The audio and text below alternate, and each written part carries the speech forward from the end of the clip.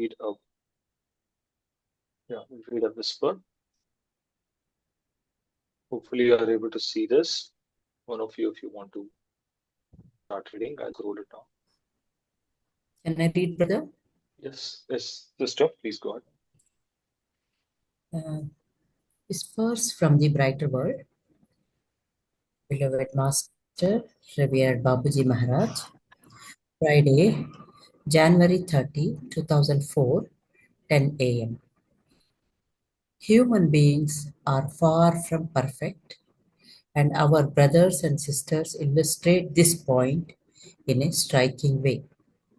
Engaging in a spiritual approach does not remove the negative aspects of each of them as quickly as would be desirable. The objective is for them to move towards perfection. This cannot be achieved after a few years of Sahaj Marg. That would be too easy. We must therefore bear with one another, taking into consideration the strengths rather than the weaknesses of our fellow human beings. It is easier to look at others than it is to see oneself in all objectivity. Some faults are rather difficult to bear, coming from a brother or a sister placed, not without reason, in one's way. Life is a whole, and one must be satisfied with that or risk slowing down one's own evolution. Some people have particular gifts, others don't. Everyone receives the tools necessary for their life plan. The world is a whole and people need each another. It is with humility that they must consider this aspect of things. Uniformity would be disastrous and a great monotony for all. To progress on a spiritual path is a blessing offered to all human beings. It is up to them to make the effort. In this regard, they cannot envy their fellow humans as they all have the same opportunity from the start. Each and everyone must take responsibility for themselves before God. No calculating or pretension of any kind is valid.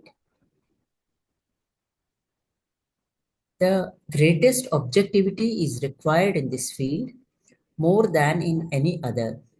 We accompany our aspirants on this long path, sometimes painful and uncertain in terms of future.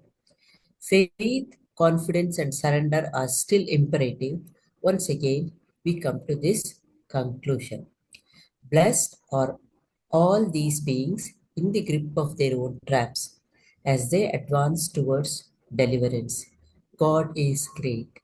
Babuji.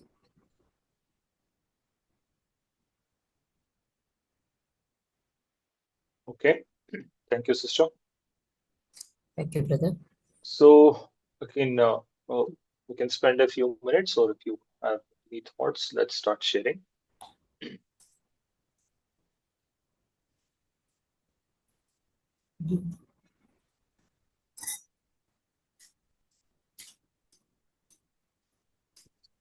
Yes, brother, go ahead. This awareness is of great help that in any individual there is divinity and also there are tendencies. So when they come up with something that is not appropriate or hurting, this awareness that we are all imperfect and it's not the brother or sister, but it's just a tendency that is manifesting. We can handle the situation in a matured way and we'll not get annoyed or irritated and we'll just let that pass. Okay. Yes, sister. Master is trying to tell that all of us are far from perfect, but we are moving towards perfection. And a few years in Sahaj Marg is not going to help. It's not very easy that way. So when we are together, more than strength means more than weaknesses, I think we have to consider the strengths that will help us to be together. And Master also tells that it is easy to judge others.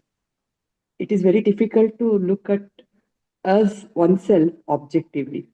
We can see others, but not ourselves objectively. So that's what I felt, brother. Thank you. But sister, what do you mean if you have a little bit ideas on objectivity?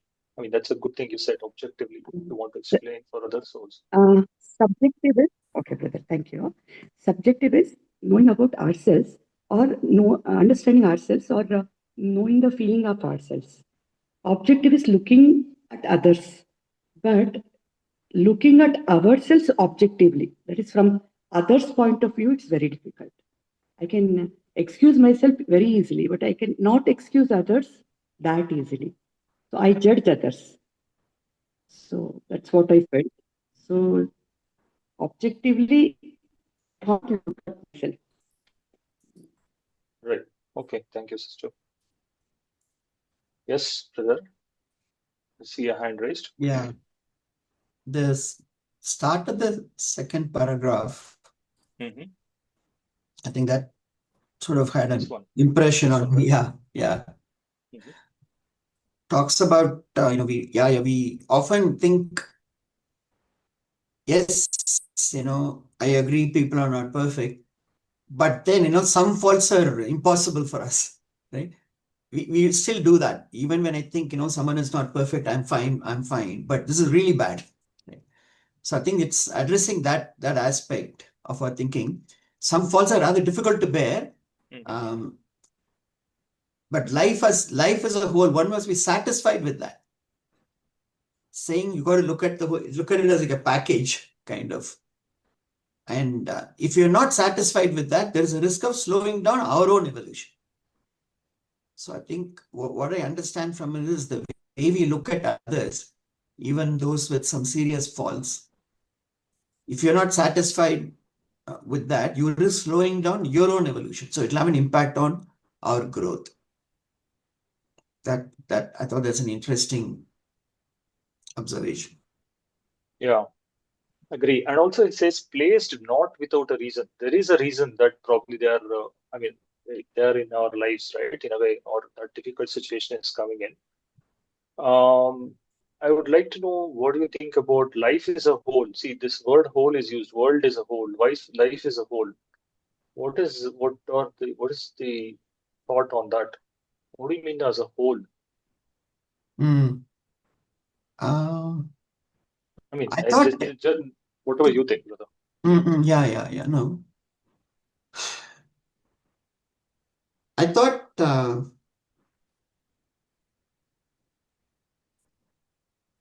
Mhm.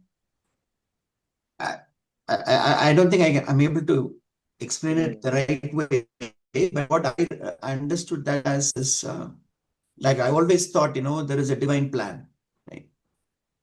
And Mhm. and maybe various people and the situations in my life have come together, right, to fulfill that plan. So look at that like a package. I mean, that's how I've understood. Okay. I I think correct, one or more is way that is like yeah. it's a made up of all kinds of things. It's not just one uniform. Maybe that is also one way of looking at it, right? Uniform would be disastrous. Uh, so there is, I mean, the word is not used, but I'm using it's like a diversity. There are different types of people that make up the whole world, different types of Mm. people that make up the life. Maybe that Yeah. is one interpretation And also. here when the master says life, he's talking about my life, right? When he says life as a whole. Mhm. Life means my life, right? Not the world. Yeah. Is It could be, correct. yes. Correct. Yeah. The world as a whole is what I was looking at. Correct. Yeah, okay. Later he's saying world as a whole. Yeah. Okay. Thank Sure. you. Thank you, brother. I see some more hands. Quickly we can go through. Yes, sister. Brother, I feel that everybody in this world has a place and they are here for a purpose. And that is what they mean, I think, in this message when they say the world is a whole. Because even when, let's assume that we think that, snakes are not good, but snakes also have um, a part to play in this world, right? So the people who come into our lives, maybe they're giving us problems. Maybe, because of that, we are undergoing hardships. But just as, like I said, like a snake also has a role to play. These people also have a role to play in our lives, which means through them, we are going to learn. Through them, we are going to become better people, better versions of ourselves. And I think that is what they say about, the world as a whole. And we all, we are all, the world is a sum of all of us, sum of all the different parts. And that's what we have to recognize. Okay. Thank you. Thank you. Any other thought, or we can go to the next paragraph? Yes, sister. One more line which is interesting is everyone receives the tools necessary for their life plan. So I feel is each one of us have a life plan of our own, and the tools necessary for that life plan is we come along with that. I felt it is very nice, brother. Though we have to live with everybody, it is very important that we understand everybody and life is a whole. But it is so soothing that what are the tools necessary for our life plan we have already received when we have come here. So we need not be afraid or we need not be worried. That's what I felt in the previous paragraph. It was here, I think, no? Fourth line of second. Everyone receives the tools necessary for their life plan. Okay, good.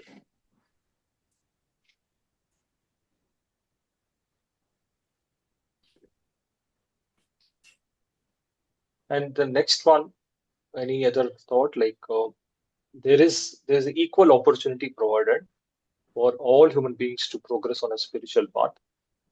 There is nothing to feel envious about another fellow human being because the opportunity is the same.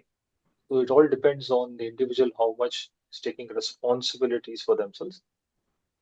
And the what is the slating or pretension is valid before God. That's also I thought is a very important statement. No cheating, no cheating that way, right? Okay, I will move on. If I want to know what do you think about these last paragraphs?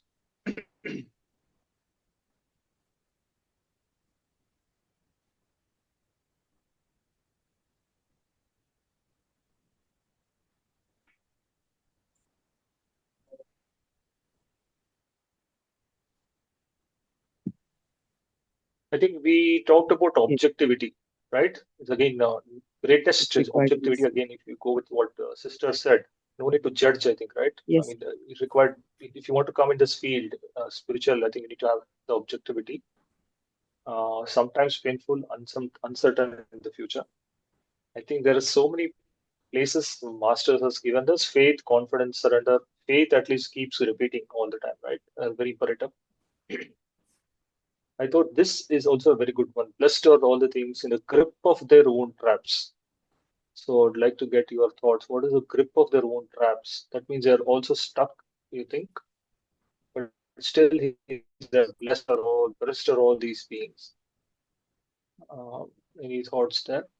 Means for it will be our sanskaras means blessed are all beings in the grip of our own traps. Whatever the sanskaras we are facing, we must be trapped in that. With that, Master may bless us to remove all those things. That's what I feel like. Sister, I couldn't fully catch you, but anybody else could understand? And probably the audio issue, sorry. Okay. Am I audible now? Yeah, now better. Yeah, please go on. Okay.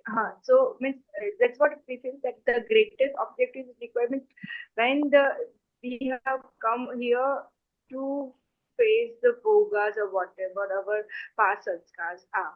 So in the long run, uh, means if we are in the spiritual now, so we have to put the faith and confidence and surrender to our master, so that we have been and we have been rid of all the grips and all the knots what we are being formed and we advance in the spirituality.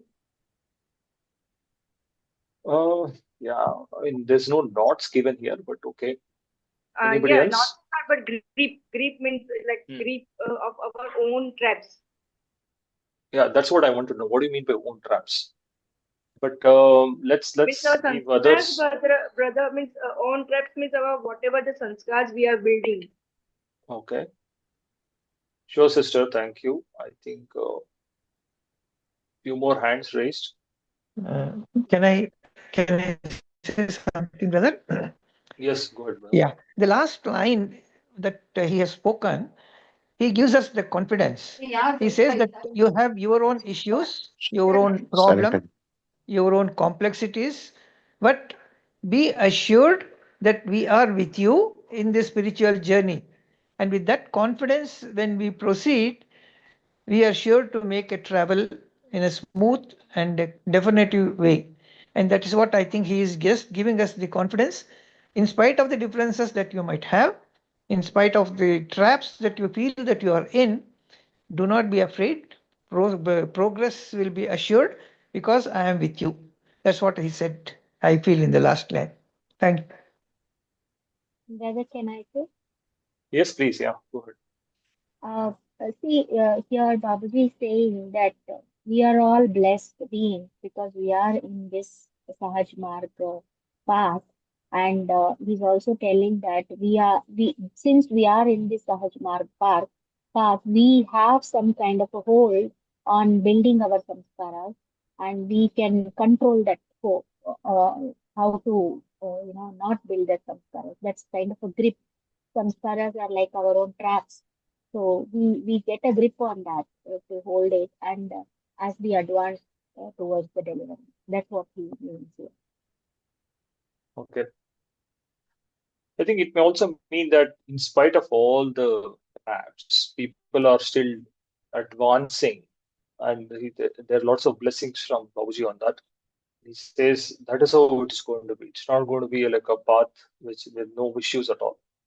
So there will be traps, but still you are progressing. That itself is with his blessings. That is a good thing, and he's encouraging, as you all said, he's encouraging that he's there to take us through. Yeah, yeah. I think I can take one last thing, in the interest of time. Yes, brother. In the last part, one paragraph, Master says, we accompany our aspirants on the long path. This is something which gives us immense confidence, immense kind of reassurance that we always have the, I mean, if that Master. consciousness is there, yeah, that is of immense help.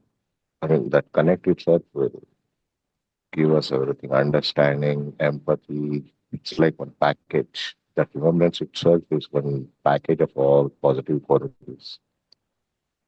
Okay. Great. Thank you. Thank you for all the contributions. I think I'll begin the presentation. I hope we did get a summary out of this.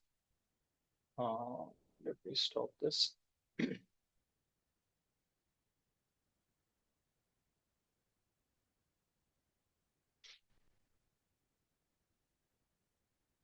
So I think I may have stopped here, right? Are you able to see? Yes, brother. Yes, brother. We are. Yes, brother. What I did is, I mean, actually, I thought day five, but day five didn't happen. So last slide we had left. So I'll start from there.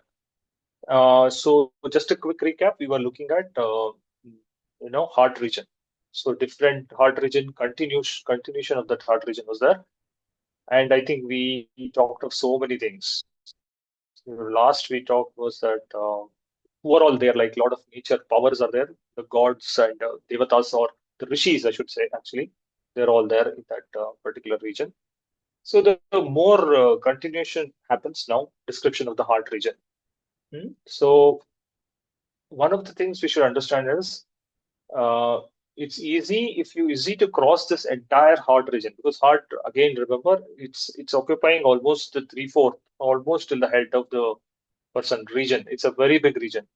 And crossing this region is possible only if you have the master of a caliber, right? And that is one of the requirement. And we are fortunate to have that in the system.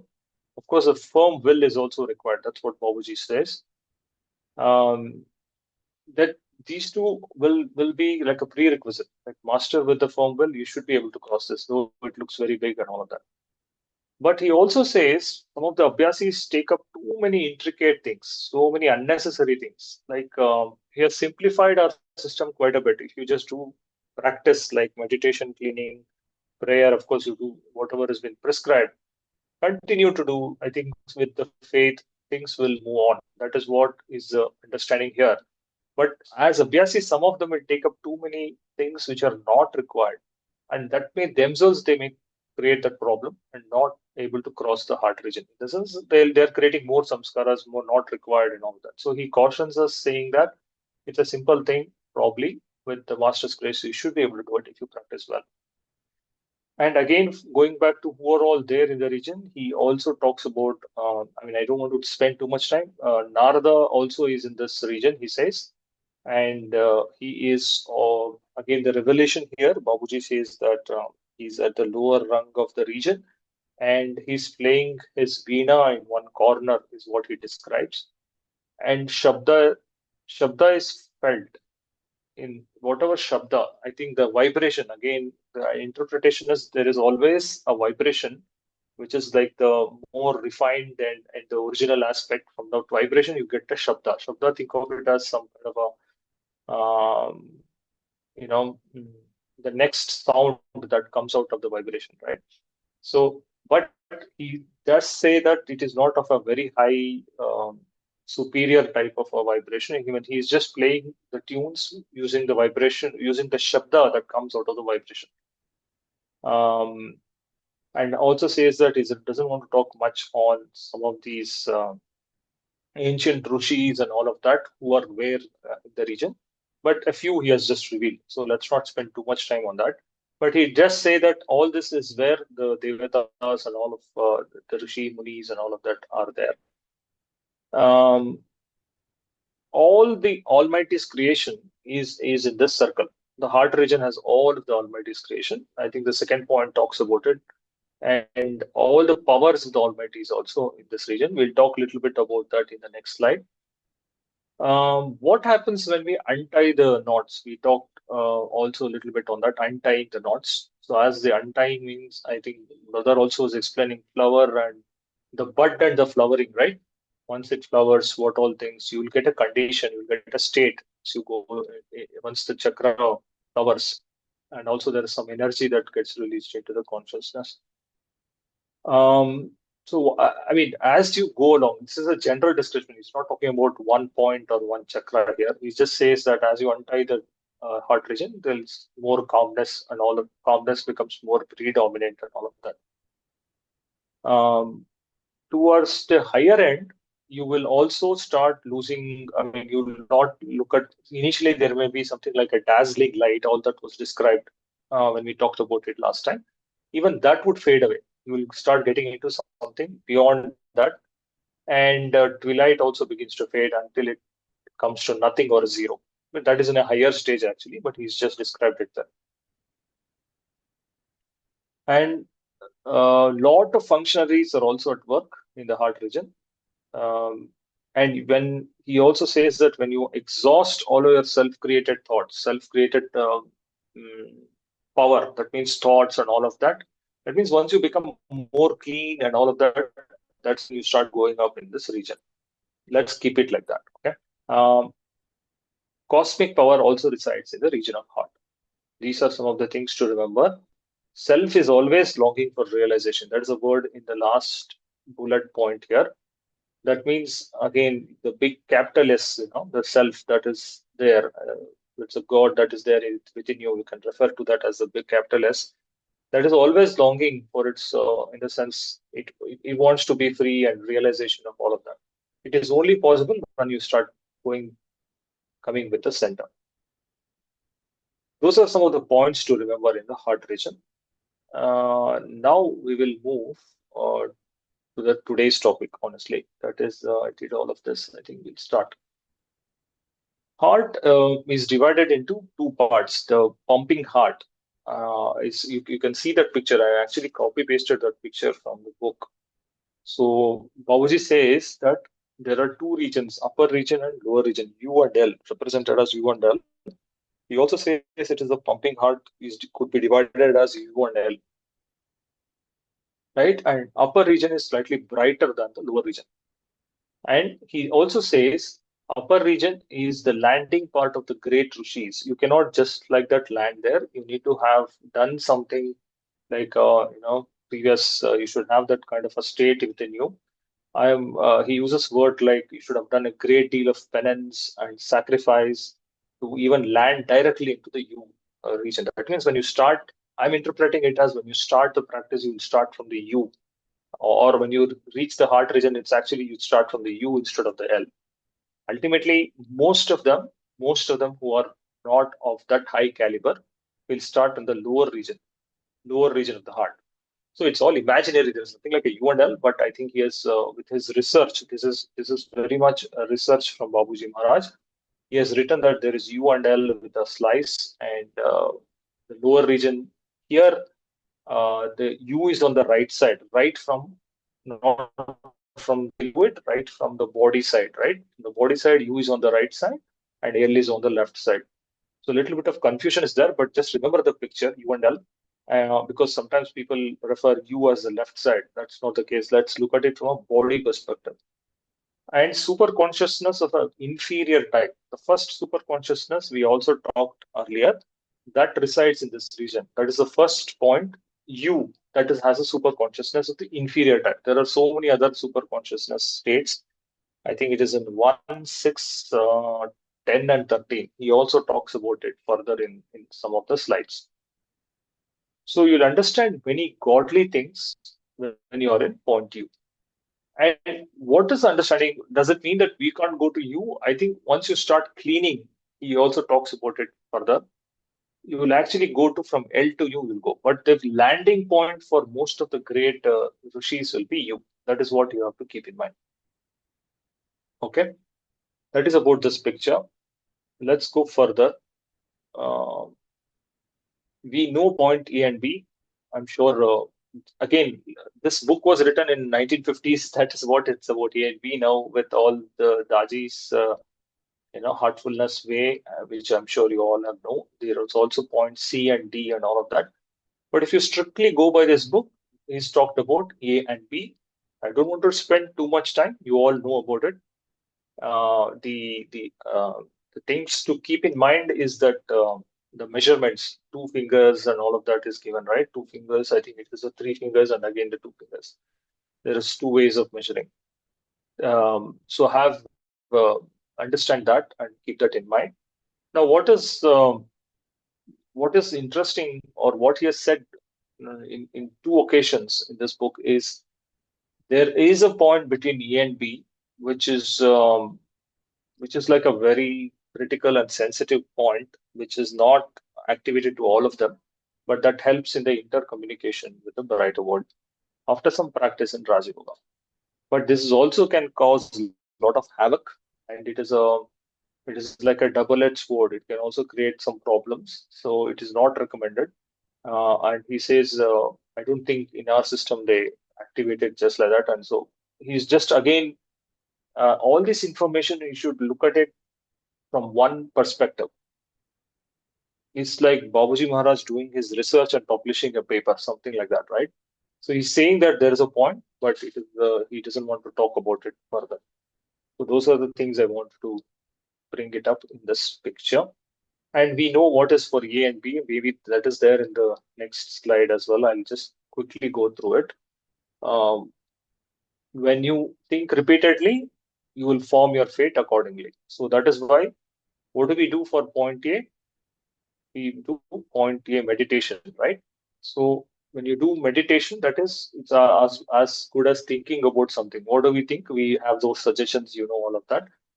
So the biggest thing about point A is whatever you think repeatedly, you form your fate. So make sure that you think something, grand and divine and all of that. There is no point in thinking anything which will bring you down. Point B is, we clean point B, which you also know. I think it is also advised um, as part of the morning meditation, right? Quickly, you could do that, and it will take out all the sensual things uh, which is accumulating in point B. It's very important because as you start cleaning point B, I think, mm, and you become devoid of all of this, you can start rising into the super conscious level of which he is described in you, and further super conscious level and other points that he's described. So there are some prerequisites. If you start cleaning and have a better state, all those things will help in the evolution. He also says the Abhyasis find remarkable improvement when they do this. That is point A meditation and point B cleaning. And the last point is it's also about the desires that will it'll start going down. So nothing new, I believe, with all the heartfulness way sessions that you have and so many other informations that you have. But again, appreciate the fact that this was written back in 1950s and all of this. It was a good research. Now I also have put in the diagram 3 and diagram 4, and we'll talk a little bit about it, and then we can proceed to the next aspects. So super consciousness of the finer state will come in point 6. But just see the picture there. The upper region is on the left side, where the lower region is on the right side of the body, right? So that is how it is given. So it is how it is in point 6. So is it in point 10 also. So point 1, the upper region was on the right side. So it is just the opposite that happens in 6. But the same thing happens in 10 also. 6 and 10 are similar. Just remember that. And there are, just like we had point A and B, though we had a specific location like two-finger width, two-finger widths and all of that, and we could able to locate in the art. There is no such location given. But Babuji has written that there are points like A1, B1. He's called A1, B1 for the next level, which is point 6, because that is also in the heart region. Point 10 is also in the heart region. The total heart region he considered is up to point 10. I think we discussed that. A2, B2 is also, he's just calling it as A2, B2, just to distinguish or differentiate between AB in the first point, A1, B1 in the 6th, A2, B2 in the 10th. So just for the understanding. Now you may ask, what is A1, B1? How is it different? So all he says is it's similar to A1 is similar to A, or A2, A1, A2 is similar to A, you can say. But the ideas that are coming in is more finer in nature. It's more refined. So if there is anything like a gross thoughts that come in A1, there could be more finer thoughts, but it's still a thought anyway. It's that which needs to be looked at. But there are more finer things that come in A1, A1, and so is with B1. So B you had a little gross, maybe B1 is a little finer. Then what is this 6? It's a refined state of super consciousness, slightly better than point 1. And then point 10 is defined as a superfine state of super consciousness, right? For point 10 is defined as a superfine state of consciousness. So he says if the point B, which I talked about earlier, if the point B is purified, which is in the heart first point, you will land in the A2 of the 10th knot. If it's sufficiently purified, you can go. So there is all relationship is what I understand. And beyond the 10th point, actually, there is also once again this differentiation of L and U come into picture. that is in the mind region. We'll talk about it in the next chapter. But this is the setup that is there in the sense like this is as per the research. This is what it is there in the point 1, point 6, and point 10. So always you remember L and U, the upper region and lower region. We know about that, and upper is slightly more brighter, and most of us start in L and then progressively go. Is it okay till now?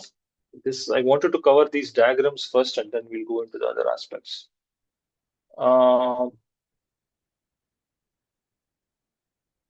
Yeah. I think this is something similar that I just explained. People generally proceed with the lower side. They are not purified the heart. Then they enter the upper region. That's what the point is telling. Looks like I covered most of it. They want to enter with all the things. Another thing is people want to enter with all their baggages. Baggages again is samskaras, attachments, everything. That is not possible. If you want to land in you really need to have a finer state. And it is up to the worthy master. Babuji writes it's up to the worthy or master of the caliber to lead the Abhyasi to the correct side. You and L to lead the Abhyasi to the correct side. So there is always a guidance, but this is more of sorry, is there any questions? Or if you're not talking, you can mute, please. Yeah. Brother, Sorry.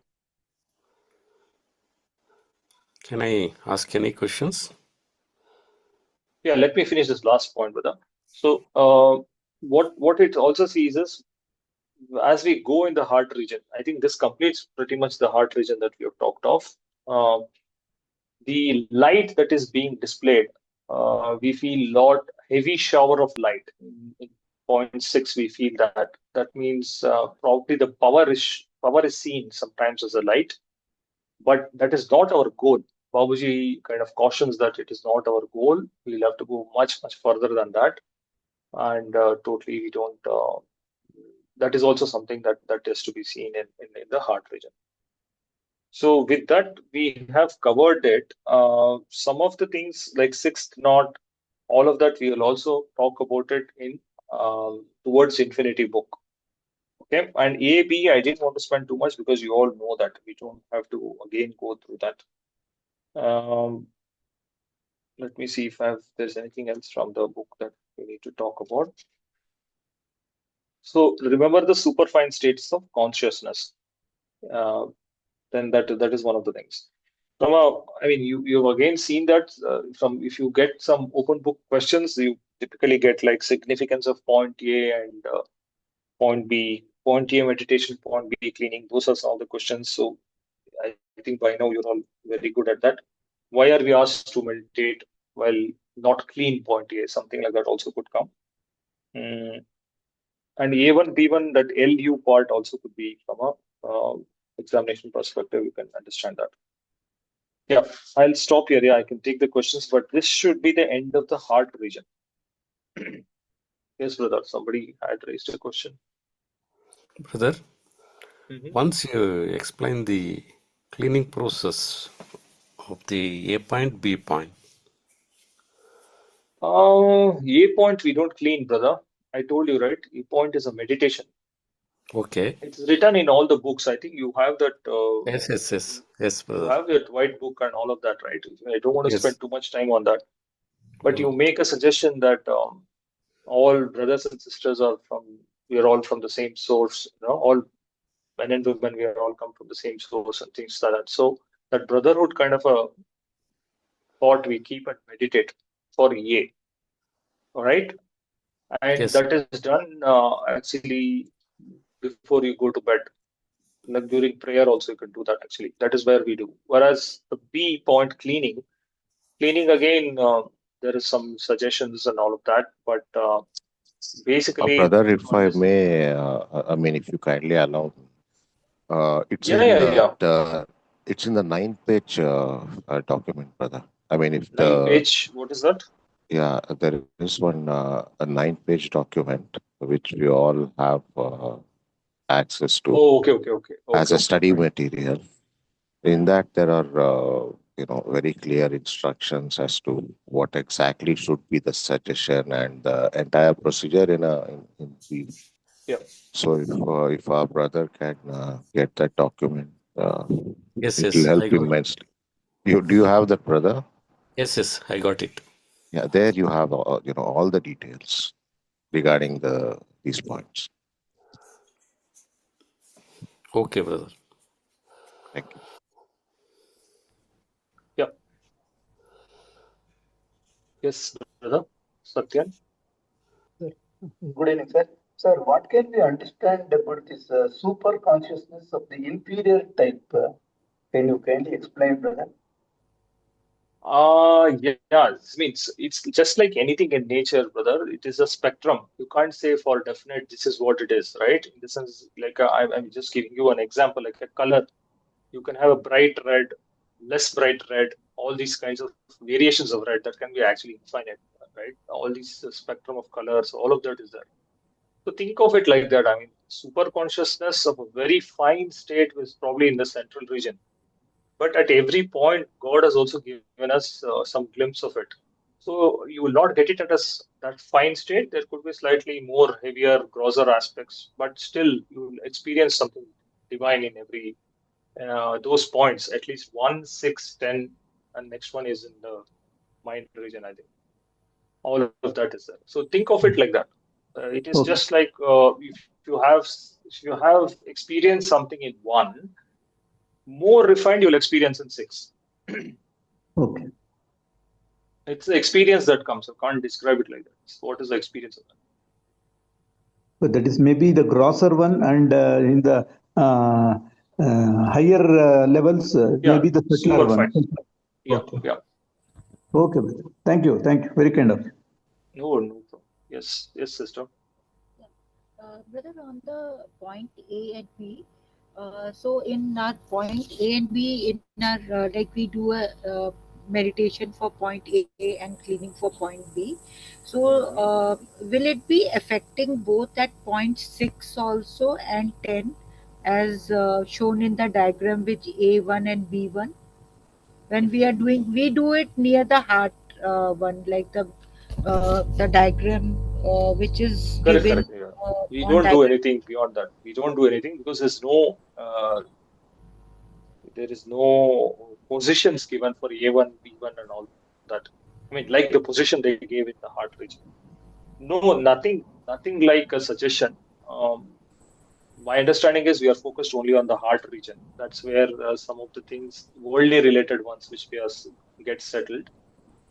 More refined ones are also there in B1. I think as part of the cleaning, it may go by itself. I don't think we are putting any specific cleaning there. Okay. So, and that's what my question is, brother, that once we are doing at the heart region, which is like on the diagram 2, what's it shown, A and B, normal meditation and cleaning. So, my question is, will the other points of A1 and B1 of diagram 3 and 4 will also be getting cleaned? No, I don't think so. I think if you are clean enough, when you go there, you land in the right upper regions and all of that. That is Okay. my understanding, but we can get that clarified with brother also. Okay, sure. Thank you.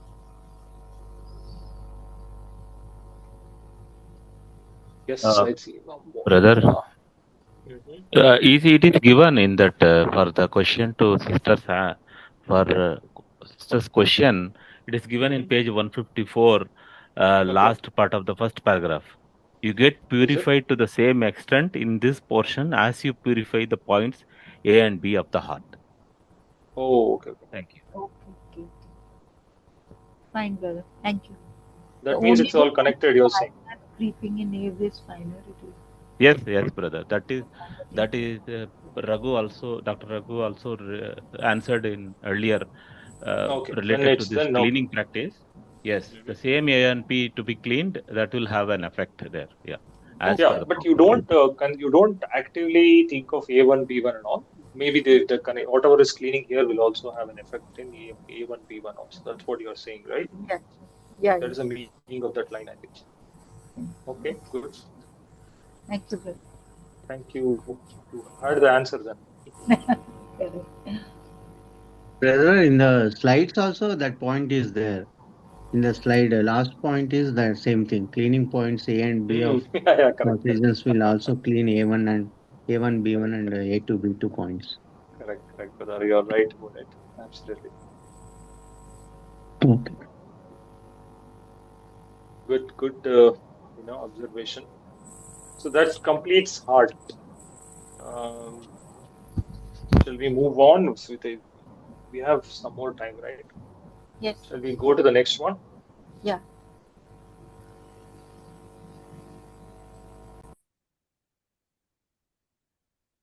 Okay, I think it's a mind region now. Mind region, as per this book, actually is the shortest chapter. Okay, but I think there might be some more questions on that. So we can go slow if you have more questions. I can take some time. So after we cross the heart, again, when we say mind region here, I think it is beyond point 10, 11, 12 is what you were talking about, I think. After crossing of the heart, we enter super mind of God. That is the mind region, super mind of God. I think we had talked about the individual mind, super mind, and all of that. That region is called the super mind of God. Babaji writes that there is no words to express. Very difficult to express what is there in that in that region. All words will fail, he says. So what is it that essentially what you should remember is the essence of the heart region. Essence, you understand that word, right? Whatever you thought of everything in the heart region, the essence of that happens is there in the mind region. So that point is very important. So if somebody says what is in the heart, or what is in the mind, the essence of the heart is in the mind region. So, and the present form of the universe is due to the actions of the big mind. That the mind that we talked about, that is all because of the actions that is there in this mind. That is, whatever is happening is because of the action that happens in this uh, mind region. It's only full of power. There is no light or amalgamation or light. That is what Babuji is describing this. He says it is just all power. If you look at mind region, all you have to look at is the power aspect of it.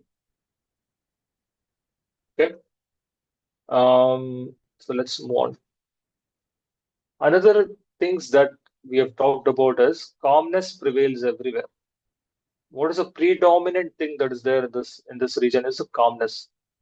Again, you may say there is also peace, right? There is also peace in the heart region. This peace is different from that peace, obviously more refined. Again, you can think of it as a spectrum, but calm, always it is calm. The calmness is a dominating feature here. How do you explain again is if you say heart region was calm, you make it more calm, more refined. That's what you get into the heart region. That is how it is explained. And there is also one word used called forgetful calmness, meaning only the idea of the calmness remains. There's just an idea is there. There's calmness is there, that also you're forgetting. There is just an idea that there is a calmness. So it is more refined. Basically, those are the languages or the words they use to say it is like more refined, going further. That is what it is. There is also a word called Anubhava Shakti, experience. I'm translating that as an experience Shakti. All that Anubhava Shakti develops in this region. The mind region, Anubhava Shakti develops. Things come in shape and light. Things that are there that will come in shape and light. That is one of the lines that they have written. Another aspect is the last but one point is it is the powerful region of the God. Babuji describes it as mind region is the most powerful region of the God. I mean, we also call it as a powerhouse for setting godly missionary. So we had seen about some rishis, some personalities working in the heart region, all of that, right? So there is a nature's work going on anyway. So to have that machinery, think of it as one whole, like a whole process that happens.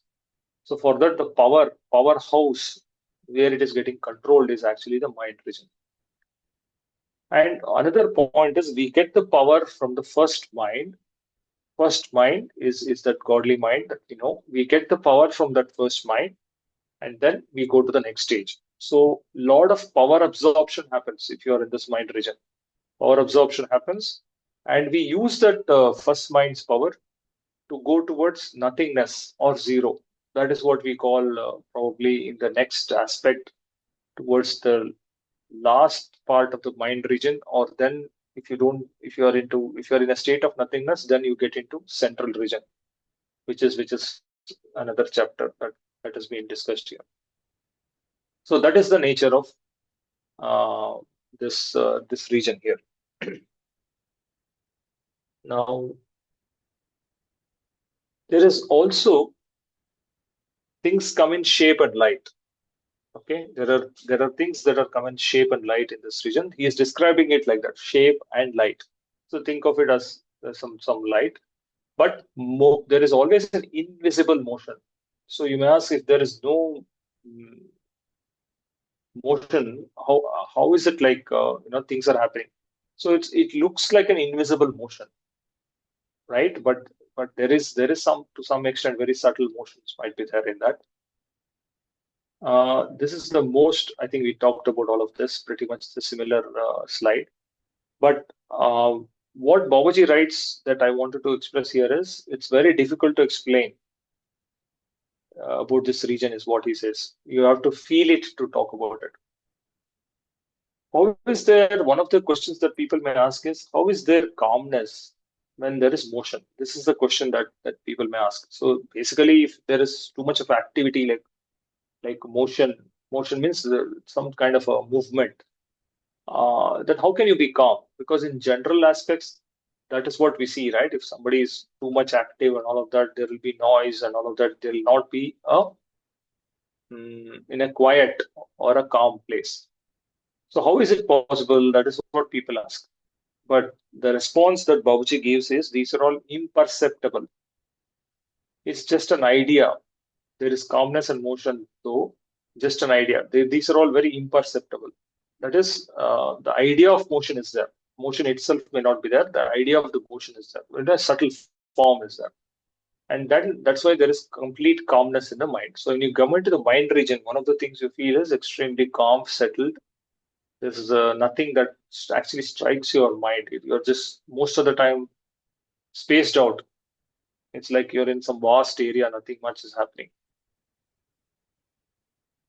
So this aspect, the next aspect is also, I think I've talked about it. Next, we need to look at, we will come into a state where there is nothingness or zero.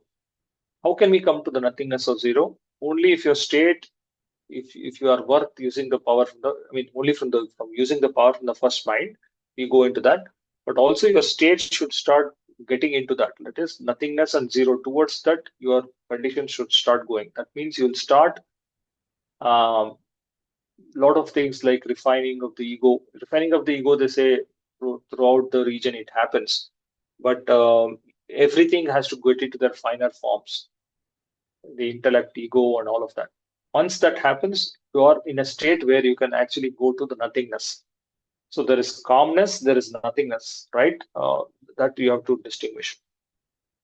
There is also one thing Babuji says, this nothingness, even angels crave for it. This is only human beings can do it. Angels also, angels is referring to angels, maybe God, what do you call devatas in our language.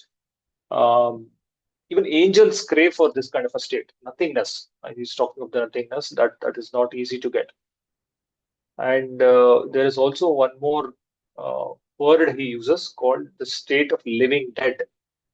That is, airs can only be felt. Again, we can talk about it, or I want some your thoughts as well. Airs can only be, he uses this word, airs can be felt only if the person has abandoned all airs. The airs, AIR, airs in this region, And we felt if you have abandoned all the years, that is a word he uses. That is the state of the living dead. You're living but also dead, right? The state of the living dead also is what that happens, the nothingness state. Those are some of the things described, but actually nothingness is the next. But towards the end of the mind region, you start getting into that level. Okay. Divine effulgence also vanishes. Actually, did we get into the?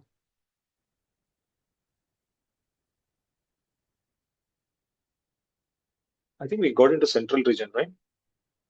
Maybe this slide is wrong. I'm so sorry. Maybe it could be the mind region. I should have written as mind region. Anyway, we can stop here for now because I want to take up the central region in the next class. Any questions? Brother, divine effulgence is in the mind region only. It's in the mind region, right? Yeah, last para. Yeah, correct. I think that's what I'm saying. This title, please ignore it. I'll get it Yeah. changed. I think by it's a copy paste mistake. We are all in mind region only. Yeah, correct. So yeah, we'll stop here. After this slide, we'll stop here. So all expression fails is what he says towards the end of the mind region. There is something called divine effulgence. Divine effulgence, which he has described quite a bit in the previous aspects like heart region and then coming up to the mind region. Because we are going towards nothingness or zero, even that vanishes. The idea of divine effulgence also vanishes. Effulgence, maybe it is, you can think of it as a characteristics of any divinity, right? Anything like taste of divinity also vanishes, is what he says. Limit of divine effulgence extends only little bit far. Little bit far, it after that divine effulgence also goes away towards the end of the mind region. Just an idea remains.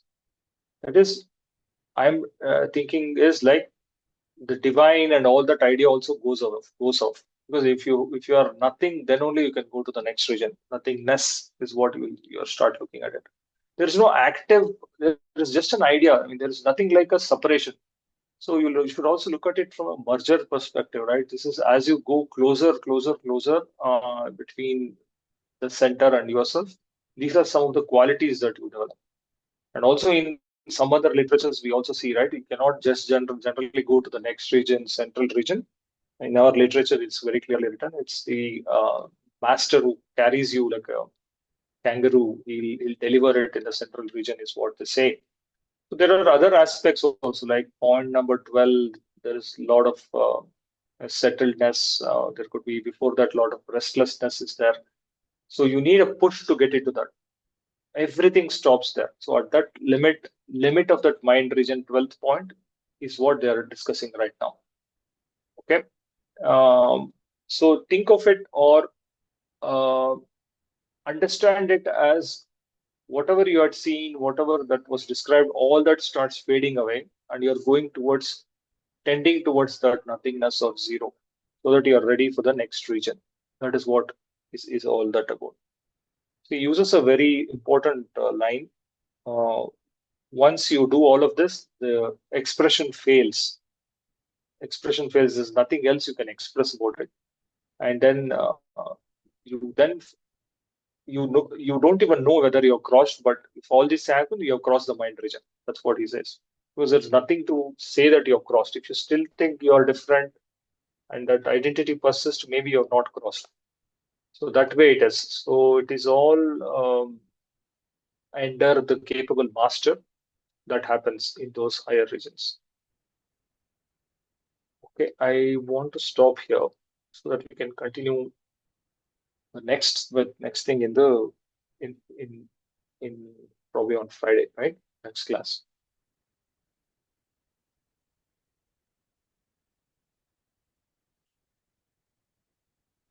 Okay. Any thoughts? Anything you want to ask? Yeah, I see already hands raised. Brother, good evening, brother. Sir, it is said that God has no mind, but here it is super mind of God is mentioned. Can you kindly explain this, brother? It is generally said that God has no mind. That is a different, brother. What they say is that ultimate base, absolute base, which is the center, right? That doesn't have a mind. Yeah. But I Okay. think when we talked about that Shob and all of that, right? When the creation happened, so under beneath the center, that latent motion that created that Shob, that created that godly mind. The first mind, we call it as a godly mind, from where all the individual minds started coming in. So that is different from this. The real center will not have that. But during the creation, the first that God created is the godly mind or the first mind. Different names they say for that. So he's talking about that mind region will have that first mind. You have to cross that first mind to go to the central region. Where it is closer to the center, there is no mind. There's no, you're going past the God first mind also.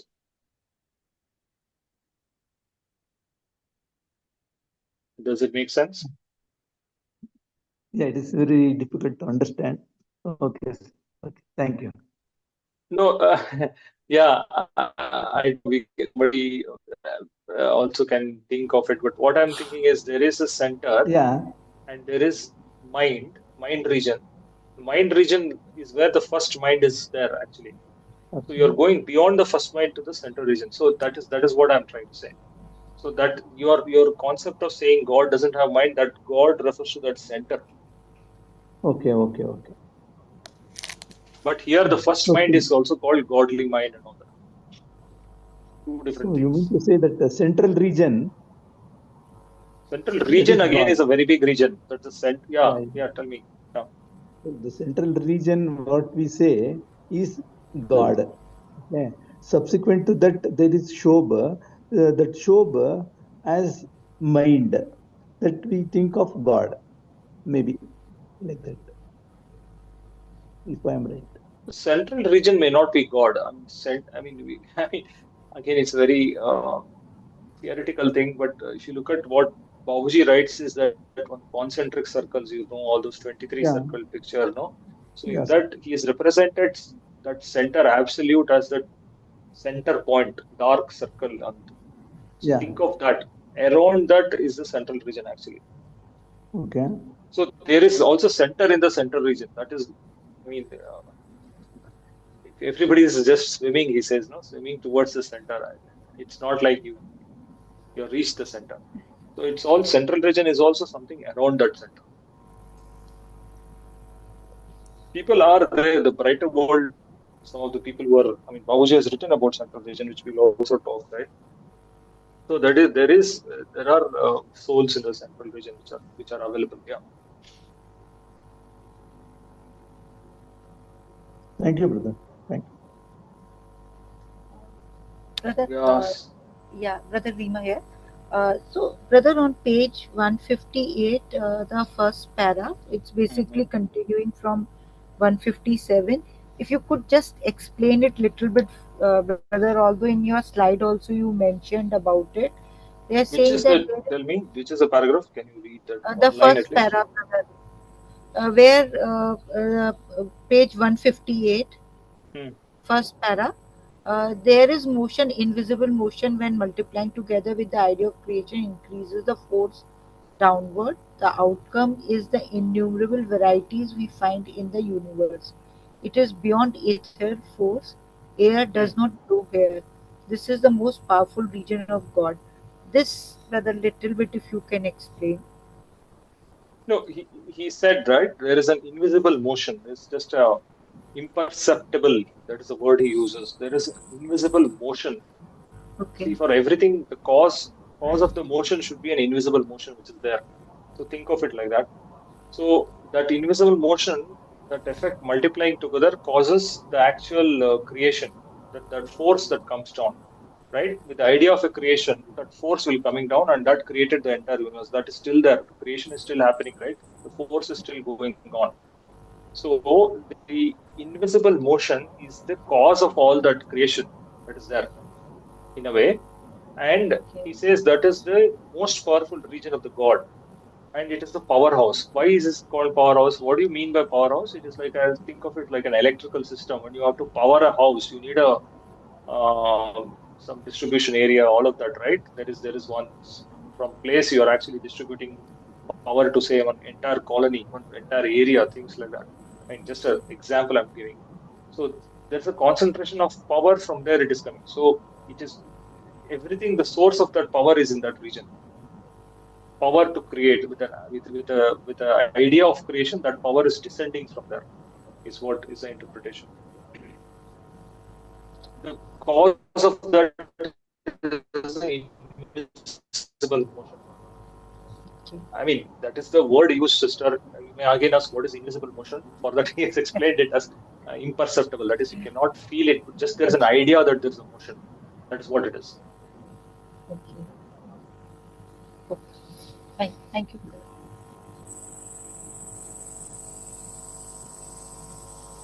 So I think the concept is like for any activity, there is something non-activity is the source of it. Think of it like that, right? That is a concept, general concept. If you're the source also is active, then that is not the source actually. If you look at it in the inverse way, for anything in nature, I think this essence or the source of it will always be in an inactive potential state. From there, everything happens. Is it not? So that is a kind of explanation you can look at. Okay. Yes, brother. Yeah, brother. So I would like to add some points on the Satyan brother's question about that big mind, the first mind, God's first mind. I think what Babuji explained in the reality at dawn, that he is actually giving examples similar to what our human mind is correlating to that. When the invisible motion started, that after the shock, the power started coming downwards. The ideas of creation, everything started, and that is equalizing to our mind, human mind. So that is giving example of that invisible motion and the creation started. That is as the first mind, but clearly he says that God has no mind. So for our understanding, he actually equates wherever possible that to refer that point, he says that super mind or big mind. So that is what I understood, brother, on that Satyan's question. And my question is, he says the essence of the region of art lies there. Uh, when he refers about the mind region. So, what is he referring about? Is he referring about the subtleness of the qualities that we acquire region, which is that what he means? Yes, correct. Again, it is the source of whatever is happening in heart is coming from the mind. So essence of it happens. So first thing happens in the mind, then that all that thing happens in the heart region, right? So the idea. So essence means what? It is the say in a sweet or any dish that you the essence of that is what you feel it, right? You feel the sweetness, you feel the sourness like that. You can't describe it, right? But that is the heart of that Yeah. sweet. So similar example, you think of it like the essence of that is there in the mind region, which causes all these things to happen in the heart region. Again, example I keep saying there is an inactive which is the source or the potential which is the source of the active, something like that. Okay, thank you. Yeah, two more questions, I think. Yeah. One minute, sister. Okay. So in this particular context that you were talking about the first mind, the Kshob itself is the first mind or the super mind of God. So let there be no confusion. The center has no mind, but the Kshob is the first mind or the super mind of God. Now, once the activity of that first mind starts, then that impulse for creation flows down through the central region. As it comes out of the central region, the first mind now becomes the divine mind. So they're all related. It's just given different names in different parts of the journey. That's all.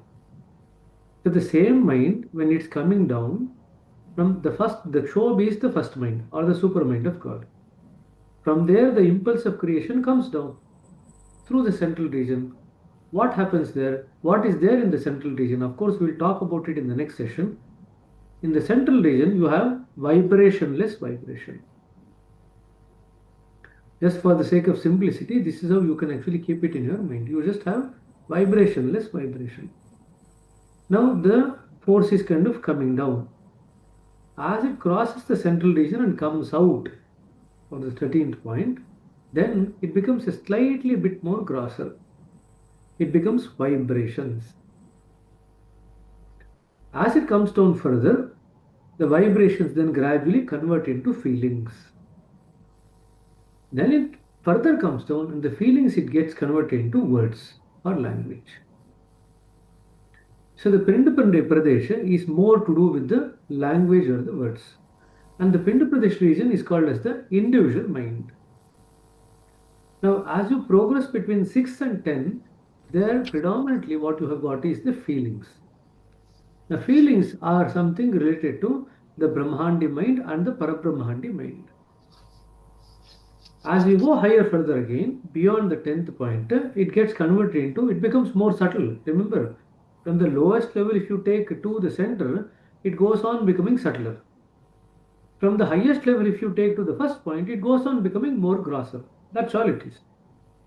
So from the words, it goes to feelings, feelings to vibrations. Between 10 to 13 points, it is vibrations. Once you enter into the central region, you have vibrationless vibration. This is how you actually remember the things. Now, what is the first mind or the super mind of God? The Shob itself is the first mind or the super mind of God. Now, the activity of that mind continues to work through up to the point of the 9th. As it comes down, the impulse for creation is coming down. So beyond the 10th and the 9th point, the actual creation that you see happens in the heart region. Now, for anything that is created, there is something which is actually powering it from behind. So the mind region between the 11th and the 13th point is called as the powerhouse, which is actually powering this creation that you see and you perceive. Now, although Babuji writes that it is imperceptible, he also writes in the mind region that there is Anubhava Shakti that you develop in the mind region. It is this Anubhava Shakti or experiential power that you develop in the mind region that makes it more clear for you in terms of what you perceive in the mind region. Now, if you do not have the Anubhava Shakti, you probably will not perceive anything in the mind region. But there is lot of power in these vibrations that are there. So, although it appears to be very immobile, there is lot of power there, and any idea that we get in that particular region will become very powerful if we are not very careful. So that's something that you need to remember. Without the Anubhava Shakti, it's almost like imperceptible. You can say that whatever we say vibrationless vibration in the central region, even in the mind region, it almost appears like there is no vibration or there is no motion. But however imperceptible they be, with the help of the Anubhava Shakti, you will be able to get a taste of whatever the vibrations is at that level. Now slightly look at it in a different context. When the vibrationless vibration becomes vibration, that is when you are crossing the super consciousness of the 13th point. When the vibration gets converted into the feelings, you are crossing the super consciousness of the 10th point. When the feeling gets converted into words, you are now traversing the super consciousness of the 7th point. The lowest level of super consciousness is in the first point, which is the U region that brother showed in the figure, the U region. Now, unlike the normal people who are in the L region of the first point, most of the masters tend to exist, not only the masters who are currently there, but the liberated souls of the past, they tend to exist in the U portion. That's what you need to remember. All the liberated souls are there in the U portion. That is their normal level of existence. We exist in the L portion. Okay. Now, when we gain access to the U portion of the superconsciousness in the first point only, we can start intercommuning with the liberated souls. That's what you need to remember. The last point, because I've just been going through all the questions that you people were discussing. The last point is that if you work on the A and B point, you are simultaneously working on A1, B1, A2, B2, A3, B3. The importance of working on A and B is that you don't restrict the work to A and B.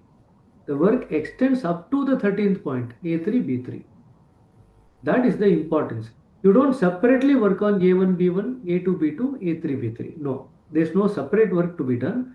If you just work on A and B, automatically the benefit of that is going to percolate down to A1, B1, A2, B2, A3, B3.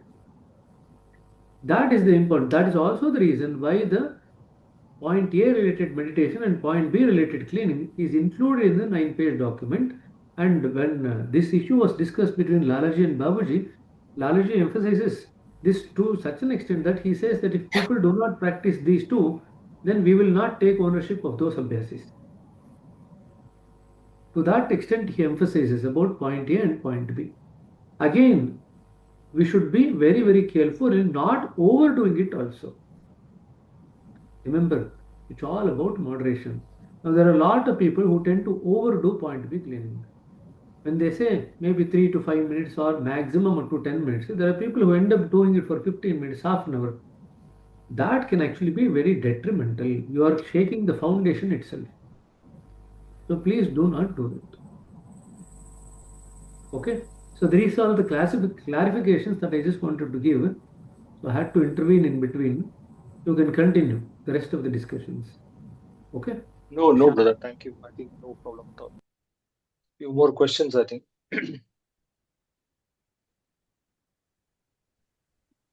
Brother?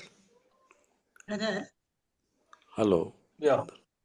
Go ahead, brother. One at a time. Yeah. Page 158. There is Okay. will you please explain the air of this state can be felt by those and those alone who have abandoned all airs, that is to say, one who has become a living dead. Will you please explain? No, I can't explain that, sister. I also don't know that. Years that have all. Air of the state. Air of the state can be felt. Air means, you can feel this condition of the state. We have abandoned all the conditions. That is one way of interpreting. But this concept of living dead, he's bringing it here. One has become that state. That is also a state. Living dead is a condition, actually. So my interpretation is who have abandoned all the states, all the experiences. Also, if you've gone beyond it, that is what you can feel in that. Actually, he's describing the central region here, though it is in this chapter on mind region. He says nothingness or zero, right? So if you go beyond, if you go to that state, that is where it is. This is the state which angels crave for. That is what they're writing. That is my interpretation, but we can hear from other also. See, before you enter the central region, you have to give up the idea of going towards the goal also. You cannot have the idea of seeking the divine or the center and enter into the central region. It is not possible. The central region does not allow you to have any idea whatsoever. So even the idea of going towards the center itself has to be given up. Now, by the time you come to the 12th point, see what Babuji is now describing is the journey between the 12th point and the 13th point. That is what he is describing. The condition of living dead only comes there. What is the condition of living dead? See, a dead body cannot have any idea. It is virtually kind of motionless. It has no idea. Likewise, a person who is in a living dead condition will not have anything to do with the idea of the body or the idea of the mind or even the idea of the divine or the center. All are gone. When all are gone, you are now said to be in a state of self-negation. So the state of living dead and the state of self-negation is almost very similar to one another. Now, when we say self-negation, what are we talking about? We have dissociated ourselves from the mind. We have dissociated ourselves from the body. We have dissociated ourselves from the lower self. All the three are now gone. Virtually, what else is left? Whatever is our original existence, that is all that is left. Now, what is left then? Our original identity with awareness. These are the only two things that are left as we enter into the central region. We had spoken about it in the past. A person with liberation can say that they are liberated. Because liberation occurs at the sixth point.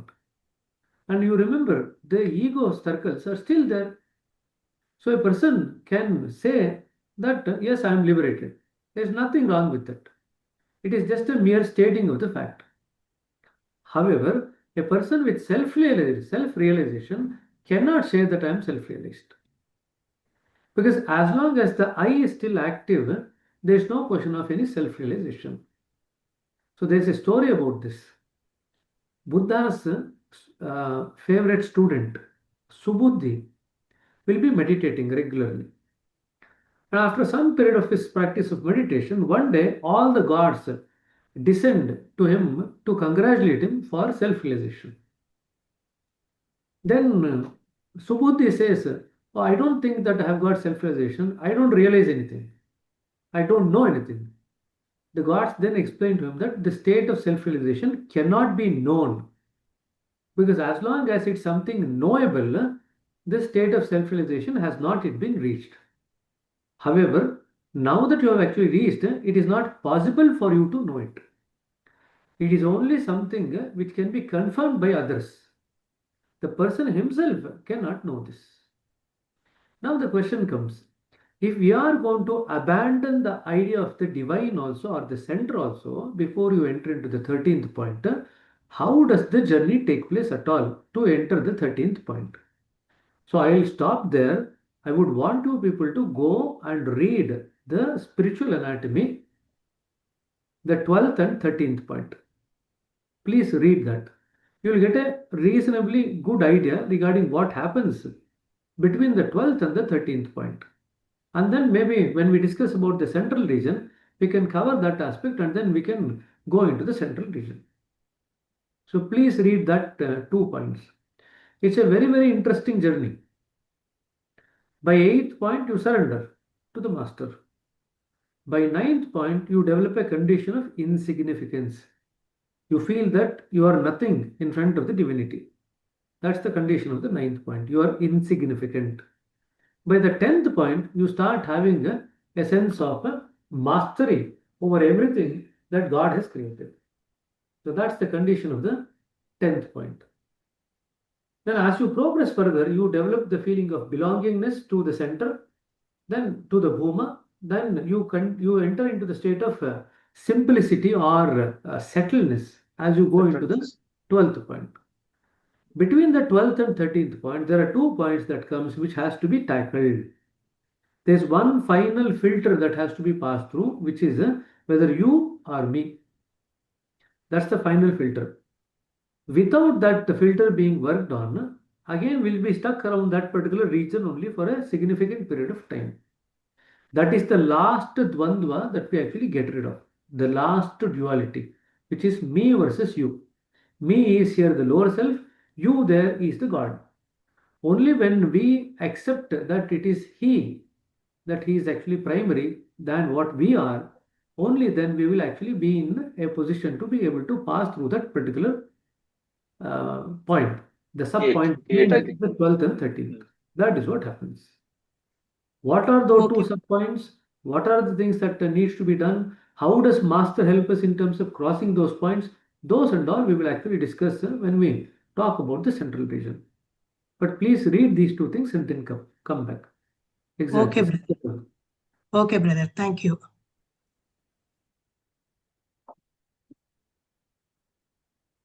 Is there any other question? And stop the share. Yeah. Hello. Yes, go ahead. Yeah. Good evening, brother. So just a question, it just popped up like that. Why did God do creation? The same question was asked to Buddha. He said that when I meet God, I'll check and come back and let you know. No. The problem, brother, is the mind becomes inquisitive. Like instead of listening to the heart and just keeping quiet, go with the flow with more love, affection. It just ponders this, that. It keeps around roaming here and asking questions. So it just came in the spur of the moment. Why? Because if he has created the supermind, the supreme, omnipresent, omniscience, if he has created, there has to be a purpose for it. So, any There are light, Raghu brother? lot of purposes which are given as a possible explanation in the Upanishads. There is the perspective of allowing the souls to come back to him. What is the purpose of creation? He has to allow the souls to come back to its source. So he creates a mechanism where they can actually work on themselves and then come back to the source. There's the perspective that he himself is operating through all the living beings, and this is just a game perspective that he has actually had. Nobody actually suffers in anything. It's all our own imagination at the level of the mind in terms of the suffering. But however, he is actually playing with himself. So this was something that we discussed in one of the classes where we said, suppose there are you are playing carom board, nobody is there, only you are there.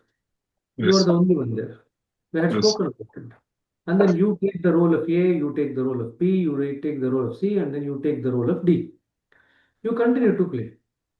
Now, as long as you are aware that all the A, B, C, D are you only, you are not stuck with creation. There is no creation whatsoever.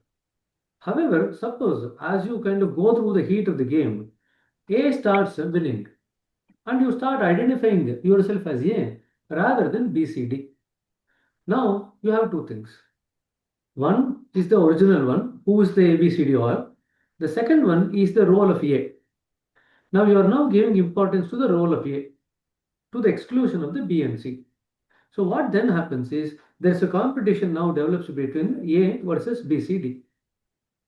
That is when we actually start descending into the lower self. When we talk realization, realization is nothing but to realize that all the ABCD in who is playing is only one only. There are no multiple peoples there. It's only one who has taken multiple roles. That is realization. If you are unaware of that state and you start believing that no, whatever might have been about the one who started the game, I am now A only. I am not B nor C nor D. That is when we actually fall into the trap of the creation. Now, this is when you are doing it for the first time. Now, suppose you play the second game and you now start taking the role of B. You play the third game, you take the role of C. In each life, you start identifying different roles and you give importance to different roles, forgetting the oneness behind the creation, the one which is there, who is the one who is really playing. This is what gradually happens as we actually go through the creation down the hierarchy. So one perspective is that realization is nothing but you still are, you are what you are. However, you now have the awareness of that one. When you have that awareness of the one, then you are actually out of the bounds of this life and death cycle, because you are now aware of that one which is behind, which is the one which is actually playing all the parts. Which is also something relating to the whispers that Jaisma brother read today, that each one has a role, each one, we come across different people in our life because we have certain things to kind of work with them. Nobody comes accidentally in our life. So depending on the status that we carry, we actually work with different people. Now, I just gave an example of carom board. Now look at it as infinite things. Rather than being four, look at it as infinite, because infinity is the nature of God. If it is infinite, just imagine how much things are there in the creation and how we actually get stuck with the different roles that we take on. Yeah. So, Brother Raghu, just on a lighter note, what happened is in the talk, I just said, see, God has created, he wants all his children, all his beings to come back to him safely. That is the first and last result. So that thing. Then I was just joking with, casually telling preceptor, God didn't have entertainment movie to watch, so he created us to make sure that we all do our role perfectly and to go back to him. So just sharing this small. The only problem with that perspective, Thank you. that only issue with that perspective is that we say that center has no mind. If it has no mind, then how did it get bored for the sake of creation? There is no need for creation. From that perspective, if you have mind, see, a baby will not feel bored because the mind is not yet developed. The boredom will only come after the mind has developed. Before that, there is no boredom. Even if you look at it from this perspective, no, the center itself has no mind. And we just now said the Kshob is the first mind. So after the first mind, God came into picture, and after that, the time came into picture, and from that time onwards, the creation came into picture. Even there, we can justify that the creation came because God was bored, because that God came in after the first mind, not before. But that would not explain why the creation came about from the center. So these are all kind of theoretical speculations. But the point is, when we enter into the central region, there is no individual mind. As long as the individual mind is active, we cannot enter into the central region. Central region can only be entered after the mind has gone and merged back into its origin. The ego is no longer there. Ego gets converted into identity. The consciousness is also now gone. We are now at the level of the seed of the consciousness. So everything is gone. Only then, that is why it is called as the state of the living dead. Only after that we can enter into the central region. There was one Bandara in which Raji announced that there are about 200 people waiting to enter into the central region. But it depends on their alignment to the master. Entry into the central region is entirely the prerogative of the master. The journey in the central region is also the prerogative of the master. The mergence into the center is also the prerogative of the master. Now, these three things, there is no self-effort involved. When the lower self itself is gone, where is the question of self-effort? There is no self-effort there. So all these three things will only depend on one factor, the kind of alignment that you got with the master. That's all that is going to help you in the last three. That's why Babaji writes in reality down that the role of the guru increases as we go higher and higher in the spiritual realm. While in material life, the role of the guru gradually decreases. The guru will become like a guide. When you do a PhD, they are not called as teachers, they are called as guides because their role is very minimal. But in spirituality, it's exact opposite. The role of the master becomes more and more important. That's why the stage for the higher states is set at the eighth point. Eighth point is like the tipping point. At the eighth point, you allow the master, you surrender to the master, and you allow the ownership to pass on to the hands of the master. Up to eighth point, lot of self-effort is necessary. From the eighth point, the role of the self-effort gradually decreases. By the time we come to 12th point and you enter into the 13th point, there is virtually zero self-effort. There is no self-effort involved at all. So if you read the spiritual anatomy, we can discuss about how does the master actually make you cross the journey between the 12th and the 13th point. How does he make you enter into the 13th point? And then what happens in the 13th point? Obviously, some of these things will be presented by brother in the next class on the central region. But that's a very interesting kind of a journey. Yes, thank you, brother. Yeah. Okay, Shweta. Namaste, brother. I have two questions. One is near the diagram 4. It is written that here we find the superfine state of superconsciousness. It all depends upon the point B of the heart, which, if purified to the core, will land you at the point A2, which lies in the 10th knot. So I was thinking that if you work on A and B, it will the work will affect A1 and B1, and then A2 and B2. So here he's saying A2 and B are also related. Is that correct? What's the last sentence that you said? A2 and B. Yeah. It depends upon point B of the heart that will land you at point A2. See, they both are related. In other words, it's almost like they are like two ends of the same spectrum, A and B point that you are working on. So if you work on the A and B, it will continue to have its impact on A1, A2, A3, B1, B2, B3. This is one of the reasons why many people actually end up overzealously working on B point. Now, Daji writes in Designing Destiny that the discriminatory power of the soul is directly proportional to the purity of the soul. That's a very, very important point. The discriminatory power is the sensitivity that you develop. The sensitivity is directly related to the purity. Now, when Babuji actually discovered this particular point, the B point, there was a big, congratulations in 1944 whispers, it comes. That array, this point is laying just next to the other points that people had known, but nobody had actually paid attention to this particular point.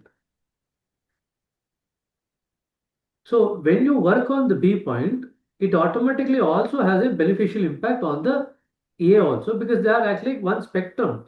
So if you just draw one circle, and the upper point is called as A and the lower point is called as B. Now, when you work on B, the entire region is worked on. When you work on A, the entire region is worked on. So don't think that it is a separate points that they are running in parallel with one another. No. When you work on each of these points, the whole region also tends to get cleared. And when this region gets cleared in the lower level, the other three regions in the higher points also get automatically cleared. So all that you need to take into consideration is don't worry that it's only the B point cleaning that's going to clean the A2. No, don't worry like that. When you do the A and B practices, it automatically works on the A1, B1, A2, B2, A3, B3. I think if you just take that, that is sufficient. There is no need to overread into that one particular sentence that is given there. Okay, thank you, brother. And in mind region, he says about divine effulgence. What do you mean by that? It's like effulgence is like we call in Hindi you call it as Varsha.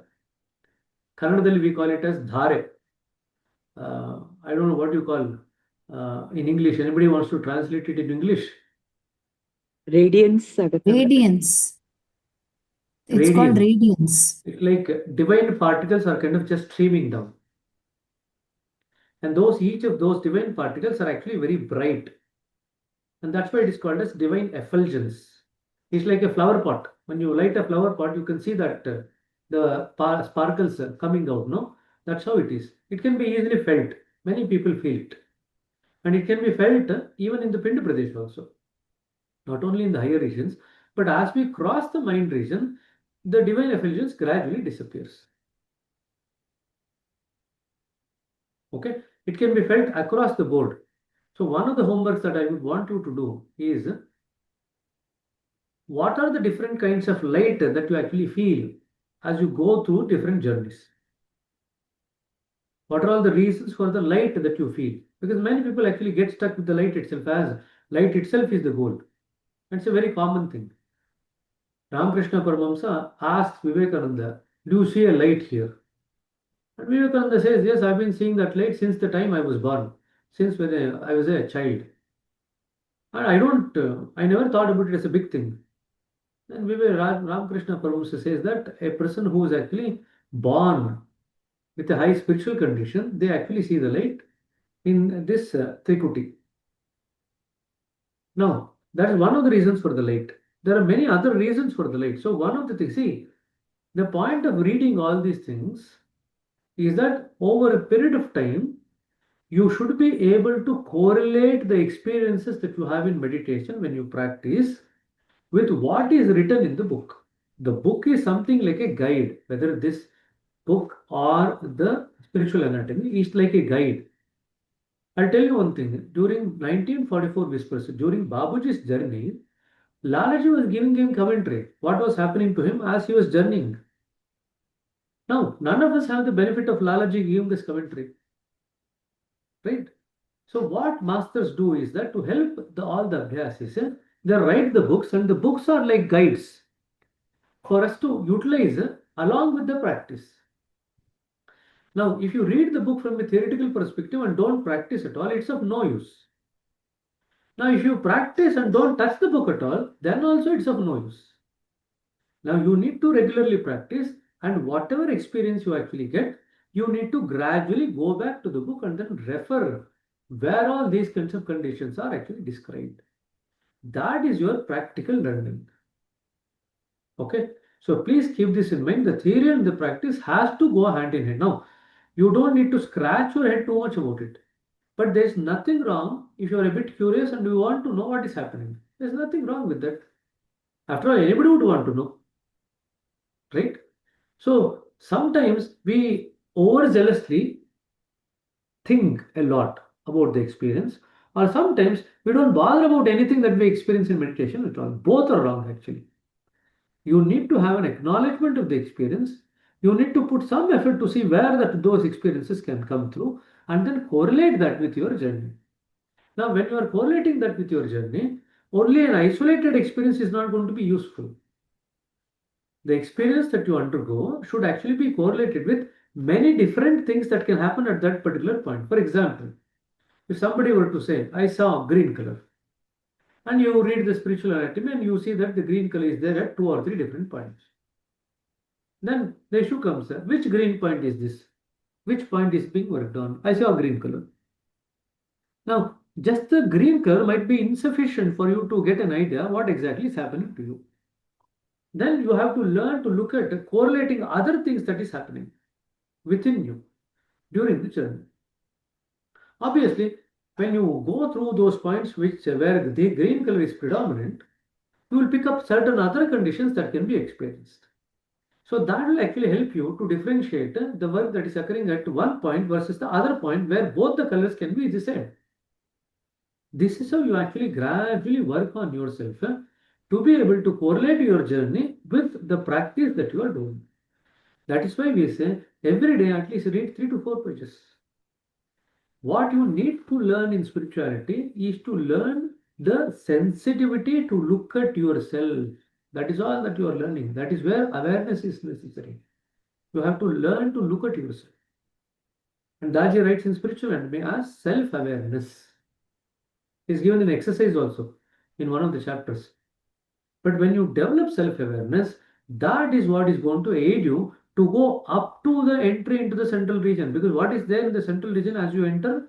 Awareness with gross identity. These are the two things that you have got. So awareness will help you up to that stage.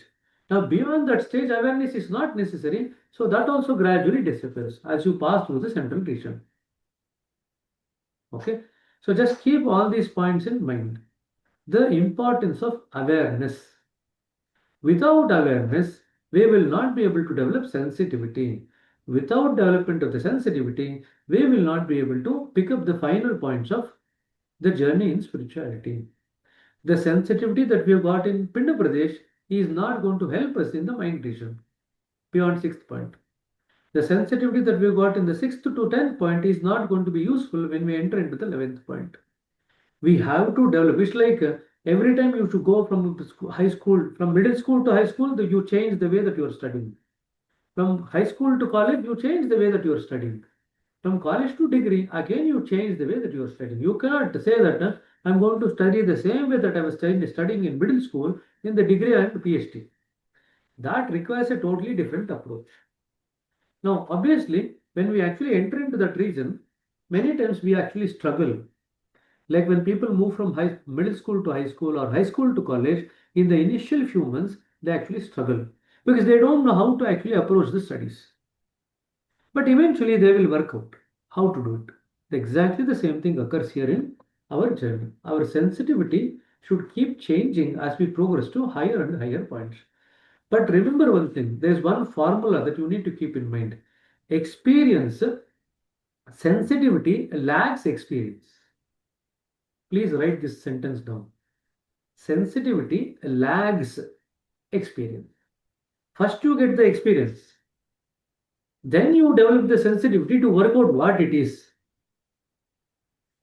Experience does not go first and then you get the sensitivity does not come first and then you experience. No, it's always first the experience and then the sensitivity. So if you remember this formula, sometimes you might feel that I don't know what happened. But that's all right. That feeling of I don't know what happened itself is the experience. And then eventually you will develop the sensitivity to grasp what happened. Okay. So we don't need to feel dejected just because we don't know certain things, what is happening. Okay. But take theory and practical go hand in hand. What we shall do is that after this session is over, not today's session, after the efficacy of Raja Yoga is over, when we cover the Towards Infinity chapter, we will try to bring the issues from spiritual anatomy also so that you can go hand in hand with both of them. It becomes easier for you to correlate both of them and pick up from both the books. So if you can come in ready with having read both these books for the presentation, you will be able to go to the final points of the learning. Okay? Anyway, please go ahead, Brother Kishore. Yeah, good evening, brother. Brother, I have one doubt, like, is mind region and this Brahmand or the Virat, which we say from 6 point, are same? Like, my main confusion is we were saying the heart region or the heart circle is encompassing till 10th point, and then it is the mind region. While towards infinity at 6th knot, Babuji is saying, like, we are now in the Brahman and paid Pradesh is now over. So if suppose an exam they ask like where mind region starts. So this was kind of dilemma I was having. So as far as exam is concerned, the mind region starts at the 6th point. As far as our exams is concerned. So let there be no confusion. It's only in this efficacy of Raja Yoga that Babuji has written in a way which can be interpreted in different ways. Okay? But all subsequent literature has come out in the way that the mind region starts from the 6th point and extends up to the 13th point. So let there be no confusion. When we say heart region, we say 1 to 5. Mind region 6 to 12. The 13th point itself is the central region. So let there be no confusion about this. From the examination perspective, this is what you are going to write. Okay. Now the issue is, Babuji says that the heart region, it's a big circle. That is where the confusion comes. And it extends from the first point up to the 10th point because it says a big circle from the toes to the top of the head. Now that covers everything. The top of the head is the 10th point. In fact, when we talk about Sahasradal Kamal, how do we actually mark it? You take the highest point of the pinna and then you draw a line something like this. Where it meets, that is the Sahasradal Kamal. 2 fingers in front is the 10th point, 2 fingers behind is the 11th point. That's how you mark it. So when Babuji says top of the head, it covers up to 10th point. In this particular context, when he says the entire creation is there in the heart region, he also talks about one point in the 10th knot. He says at the 10th point, the Ishvara as a creator has no access beyond. So there again, from that perspective also, you think that yes, the creation, the entire heart region is 1 to 10 points. See here, he says here the function of Ishwar in the sense of a creator ceases and Ishwar has no access beyond. This is the 10th knot.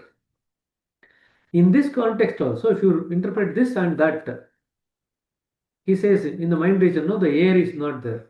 That you were talking about earlier on the point of the air, the condition.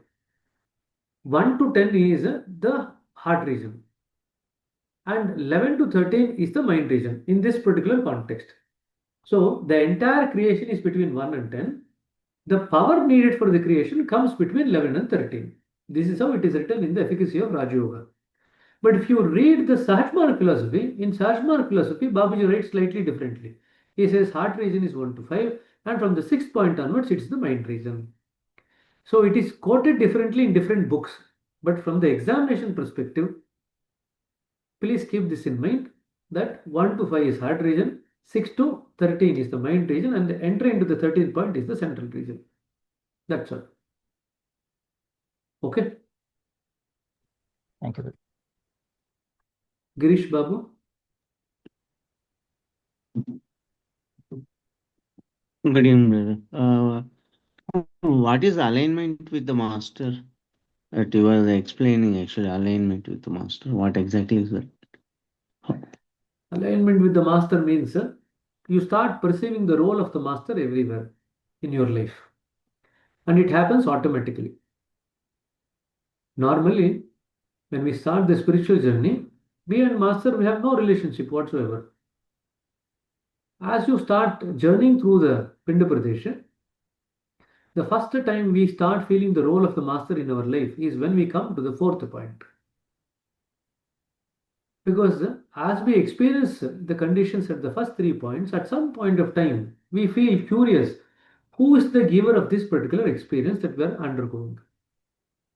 So that curiosity is aroused.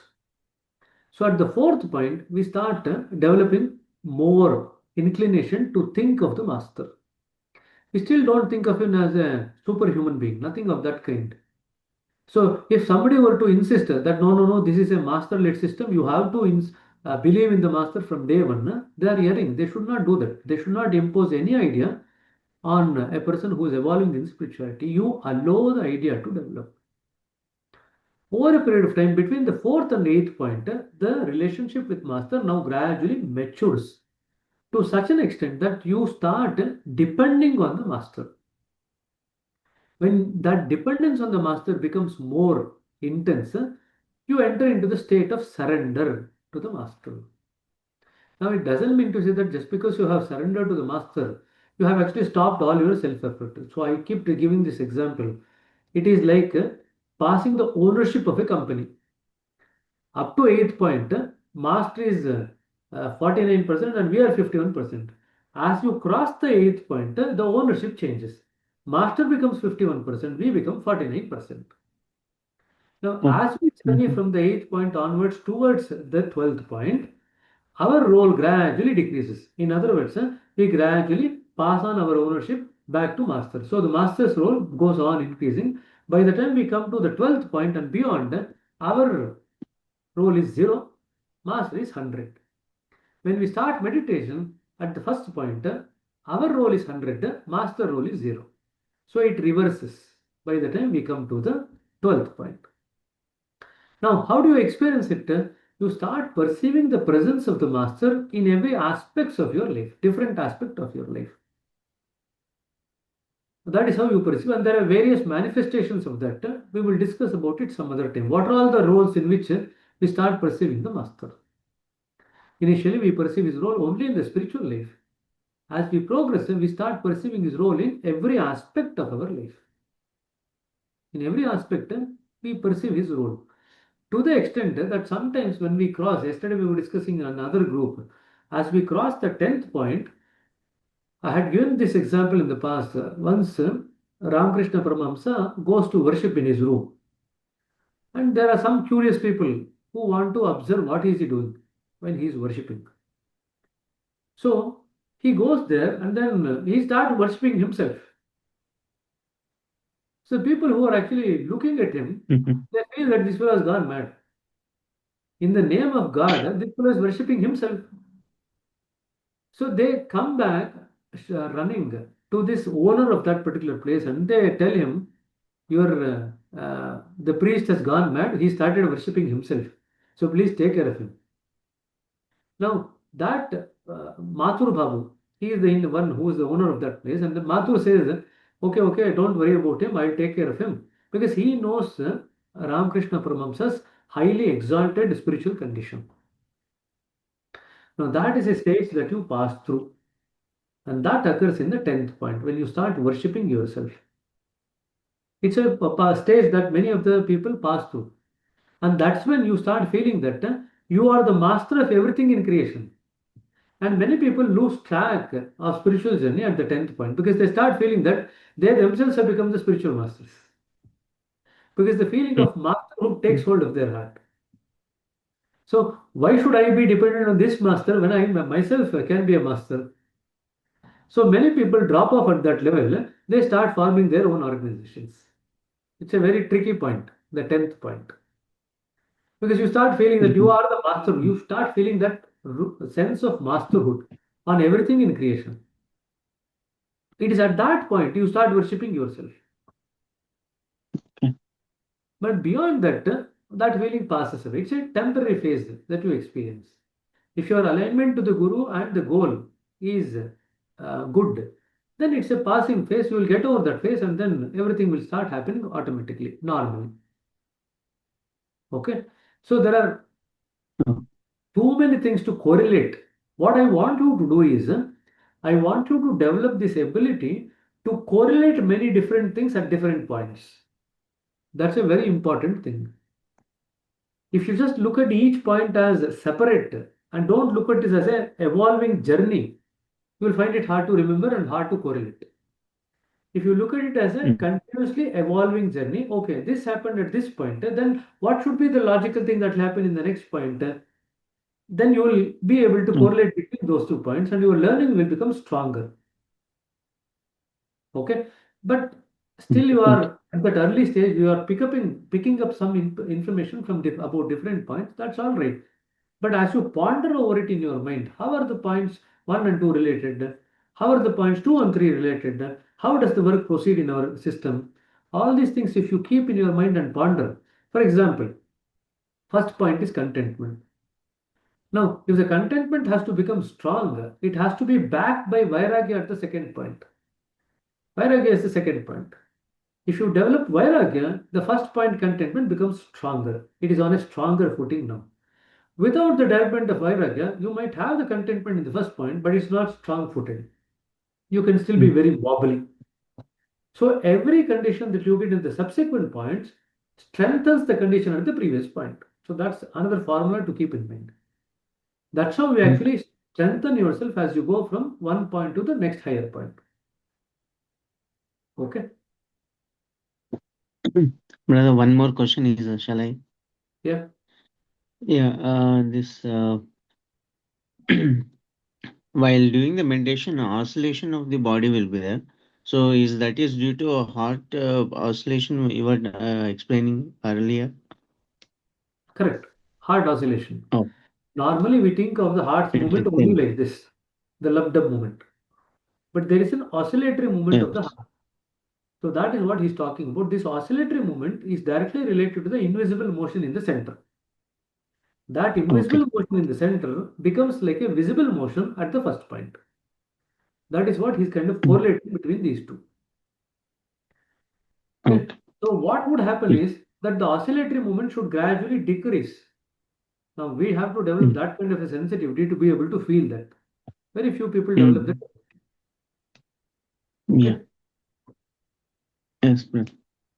Right. Okay. You sure? Yeah, brother. So with respect to 10th point you were just sharing, like people start feeling masterly and all those things. So maybe that is also a kind of test or check on the people, right? Whether he has real inclination or the devotion towards the master, or we are tested as we progress, right? Like other things. Correct. That's why from the first point, if there is something that's going to help you, it is your alignment towards the goal.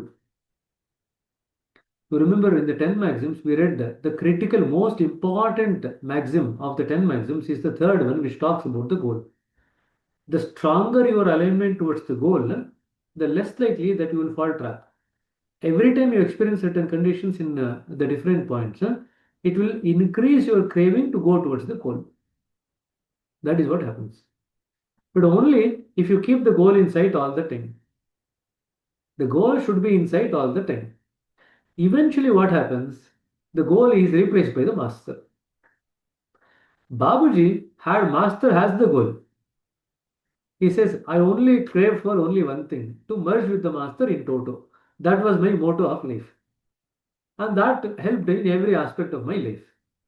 Now, not everybody will come endowed with that kind of a perspective. It's okay.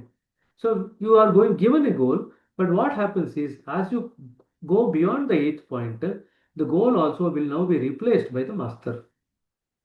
So you remember Charya used to say three things: master, mission, method. As you go towards the 12th point, the mission and the method merges into the master. At the 12th point, only the master remains. I said that's why 100 master, ours is 0. That enables the condition to enter into the central region. As long as we still have 1%, even the idea that I need to go to the center, we are ineligible to go into the central region. Now just look at it, how much courage you should have. The one idea that you have actually held on to go towards the 12th point, which is an alignment towards the goal. Now you have to be ready to give up the goal also. Only then that will be enabled that you are going to go into the central region. If you say, no, till now I have actually held this idea, no, I cannot give up this idea because this is what actually has brought me till here. For the next stage, if you have to give up the idea, you should be ready for that. So you need to have enough courage. But that courage will come by the kind of dependency that you develop on the master between the 8th and the 12th point. That absolute courage will come. You will not even be aware of the courage, but it will be there. And it is with that courage that you will actually give up that idea of going towards the center. Then master takes over the journey. So very, very delicate as we go higher and higher. That's why, in fact, one of the points that we read in the whispers today was very interesting. That to expect that all these things is going to happen in few years is wishful thinking. There are a lot of people who complain, this fellow has been meditating for the last 20 years. I hardly see anything change in this fellow. It's a very common complaint that we hear. And the reason for that is, although the internal change, I spoke about it last time, I think. So there are three aspects, three parts of the journey that we have. One is the spiritual journey, where you move across different points and you experience different conditions. Second line is the journey of the alignment with the absolute. That's the second line. And the third line is the clearance of the samskaras. So there are three things working simultaneously, but they don't go hand in hand. First time when we read 1944 Whispers, no? We are reading this 1944 Whispers. I hope all of you also can read this after you have finished your preceptor training.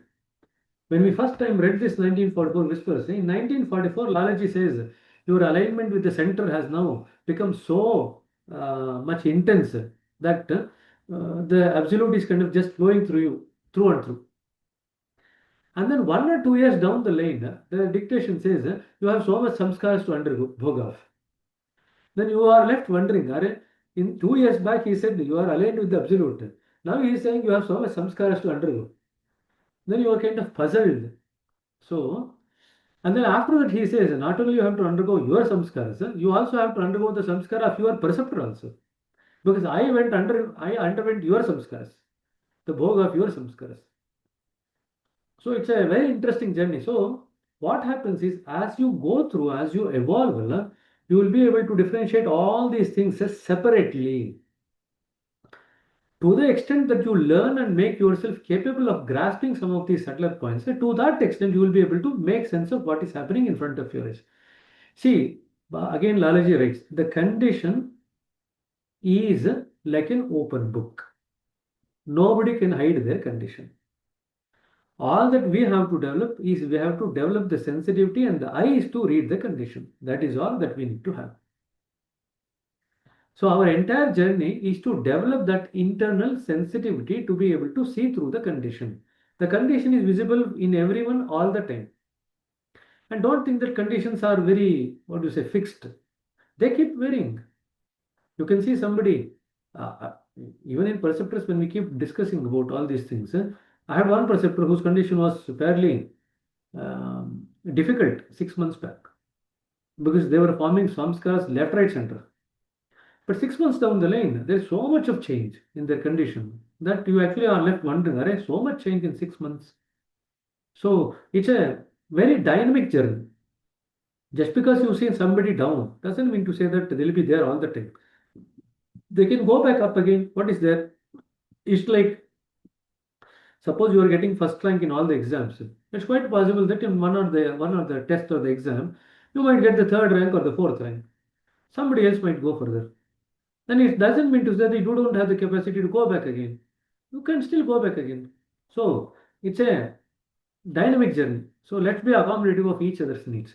But the last point I want to make in terms of whispers was the changes occurs at a faster pace internally, but the manifestation of the changes that occurs in the internal realm takes time to manifest externally. The simple reason is we don't allow those changes internally to manifest externally by aligning our lifestyle. We don't align our lifestyle. We don't align our behavior. The internal changes are giving you certain indications of the changes, but we don't align ourselves to that because we are led by the mind. The heart's indications are very subtle in nature. It hardly whispers to you. If you pay attention to the whisper and then modify the lifestyle, it will happen. It will manifest faster.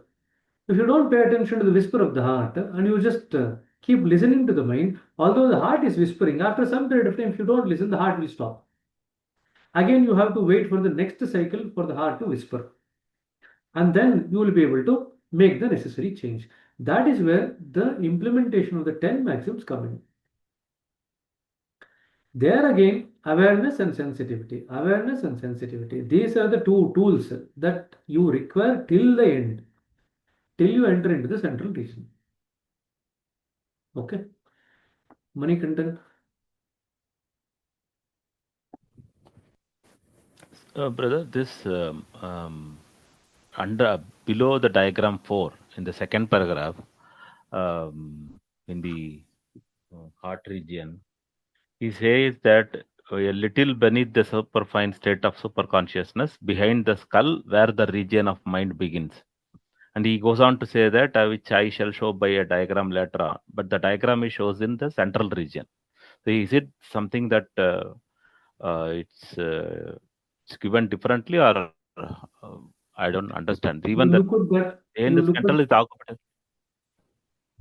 Okay. Sorry. Finish. That behind the occipital region, right? That is what I believe. But that is where the region of mind begins. But correlating your answer that he gives from between 1 and 10, the mind heart region, and 11 and 13 is the mind region. So here I was a little confused. Could you please clarify? See, you are looking at it from the perspective of going up. Okay. In that particular context, he is actually writing the answer from coming down. That's all it is. That's why it creates confusion. Okay. Thank From you. that particular direction, everything will be fine.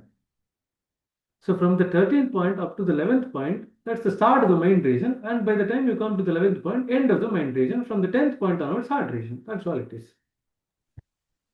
Okay, thank you. That's why when you read, sometimes you have to make sense by looking at it. Is it going up that he's writing, or he's actually writing it from coming down? So, see, when somebody writes a book in that state of super consciousness,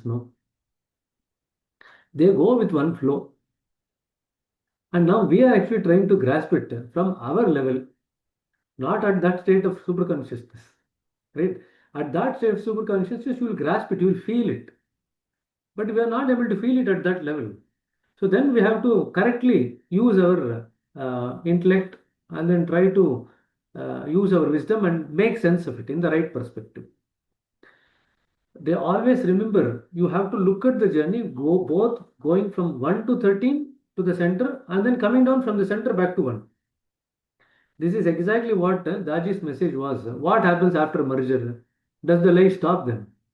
Life doesn't stop. After the merger, the real life continues. And then you have to learn to lead that real life while living where you are. And that's not an easy job. It's like learning a new job altogether, new skill altogether. That skill was never with you. Now that you have actually entered into that alignment with the center, now you have to learn a new skill of trying to lead a real life here. So the journey does not stop there. So you still continue to learn. Then after that, you start enjoying real bliss, and then you have to give up that real bliss also. So the journey continues after that also. So it's a continuously evolving story.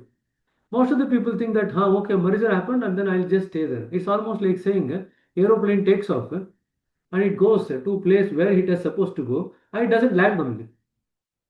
Do you say that the airplane journey is complete without landing safely? Only when you land safely, then you say your journey is complete. Right? Whether this way or that way, it doesn't matter. You can go from first point to the 13th and the center and land there safely. And after that, you have to take off from there, and then come back and land safely in first point. So this ability to traverse to and fro, that is what is the role of a master. So when you read the central region, we'll talk about it. How does master actually take you across the central region towards the center? Their alignment with the master. How much are we kind of absorbed in the essence of the master? That is the primary determining factor. That's why when we say that the Sahaj Marg or heartfulness is master-led system. Master is everything and anything in this system. Everything else that you hear is secondary. The only primary determining factor is the surrenderance to the master. Now, and you should allow that to develop naturally. You should not impose it on anyone. From day one, you should not go on bombarding their mind saying that you should surrender to the master, you should surrender. No, that is not what is taught. You allow the Abhyasi to go through the process and then over a period of time, by their own reflection, by their own learning, come to this particular conclusion. So that's how you have to do it. That's why it is called as natural path. You don't impose anything. No idea is imposed. Okay. Shrikant, you want to say something? Yes, sir. Actually, the follow-up video of Heartfulness 2, I think in that video, Master speaks about a team of sisters from Rajasthan. When he saw them doing service, he felt that he should give them a sitting, and he hints that something very special happened, and they all achieved very high states. So, I just thought of sharing, and I felt I should request you to throw more light on this so that we all can benefit. We shall discuss about it next time. Okay. You brought up a very important point. We shall discuss about it next time because it will be relevant in the context of the central region. And there are a few other things that you need to probably remember that might be relevant for you after you train yourself to be perceptress about the role of the absolute, the role of the cleaning in terms of the samskaras, and the role in terms of opening up the consciousness or expansion of the consciousness to give you different spiritual conditions. So there are three different things. We are running in parallel or evolving in parallel. And each of these things are relevant when you start your work as a preceptor. So just keep that in mind and we'll discuss about these aspects when we kind of catch up in the context of the central region next time. Okay? Okay, sure. Thank you, brother. Okay, I think some of you have messaged me. Whoever has messaged me about your CTs, I have updated them while we were going through the slides. So those of you who have not yet messaged me about your CTs, please message me so that we can actually expedite that particular process. But the modules will not start till the 2nd of November. So but don't delay it because by the 2nd of November, we need to have a session with the CTs, your CTs, and the session with you people. So if you delay it, it's quite likely that some of your CTs will miss the session. So please make sure that whatever is the CTs that you have identified, whoever it might be, please send me the names and numbers. If you have not identified, just message me that we have not identified. We are living in this area. We want one to be allocated. So we shall try to do that. Okay? No problem. Thank you very much for your time and cooperation coming up to 10:30. Namaste to all of you. We will have a good night's sleep. We'll catch up on. Thank you, brother. Right. Catch up on stage as well. Brother, Thank you very much, brother. Good night. this CT thing will be for Karnataka applicable, right? All the RFs will do in their respective regions. Yeah, right? This is for Karnataka. We are requesting for Karnataka. But if you stay in Bangalore, you will have a CT here. You cannot have from other regions. Okay. Wherever you are living, that is where your CT will be. Got it. Thank you. Thank you. Okay. Bye then.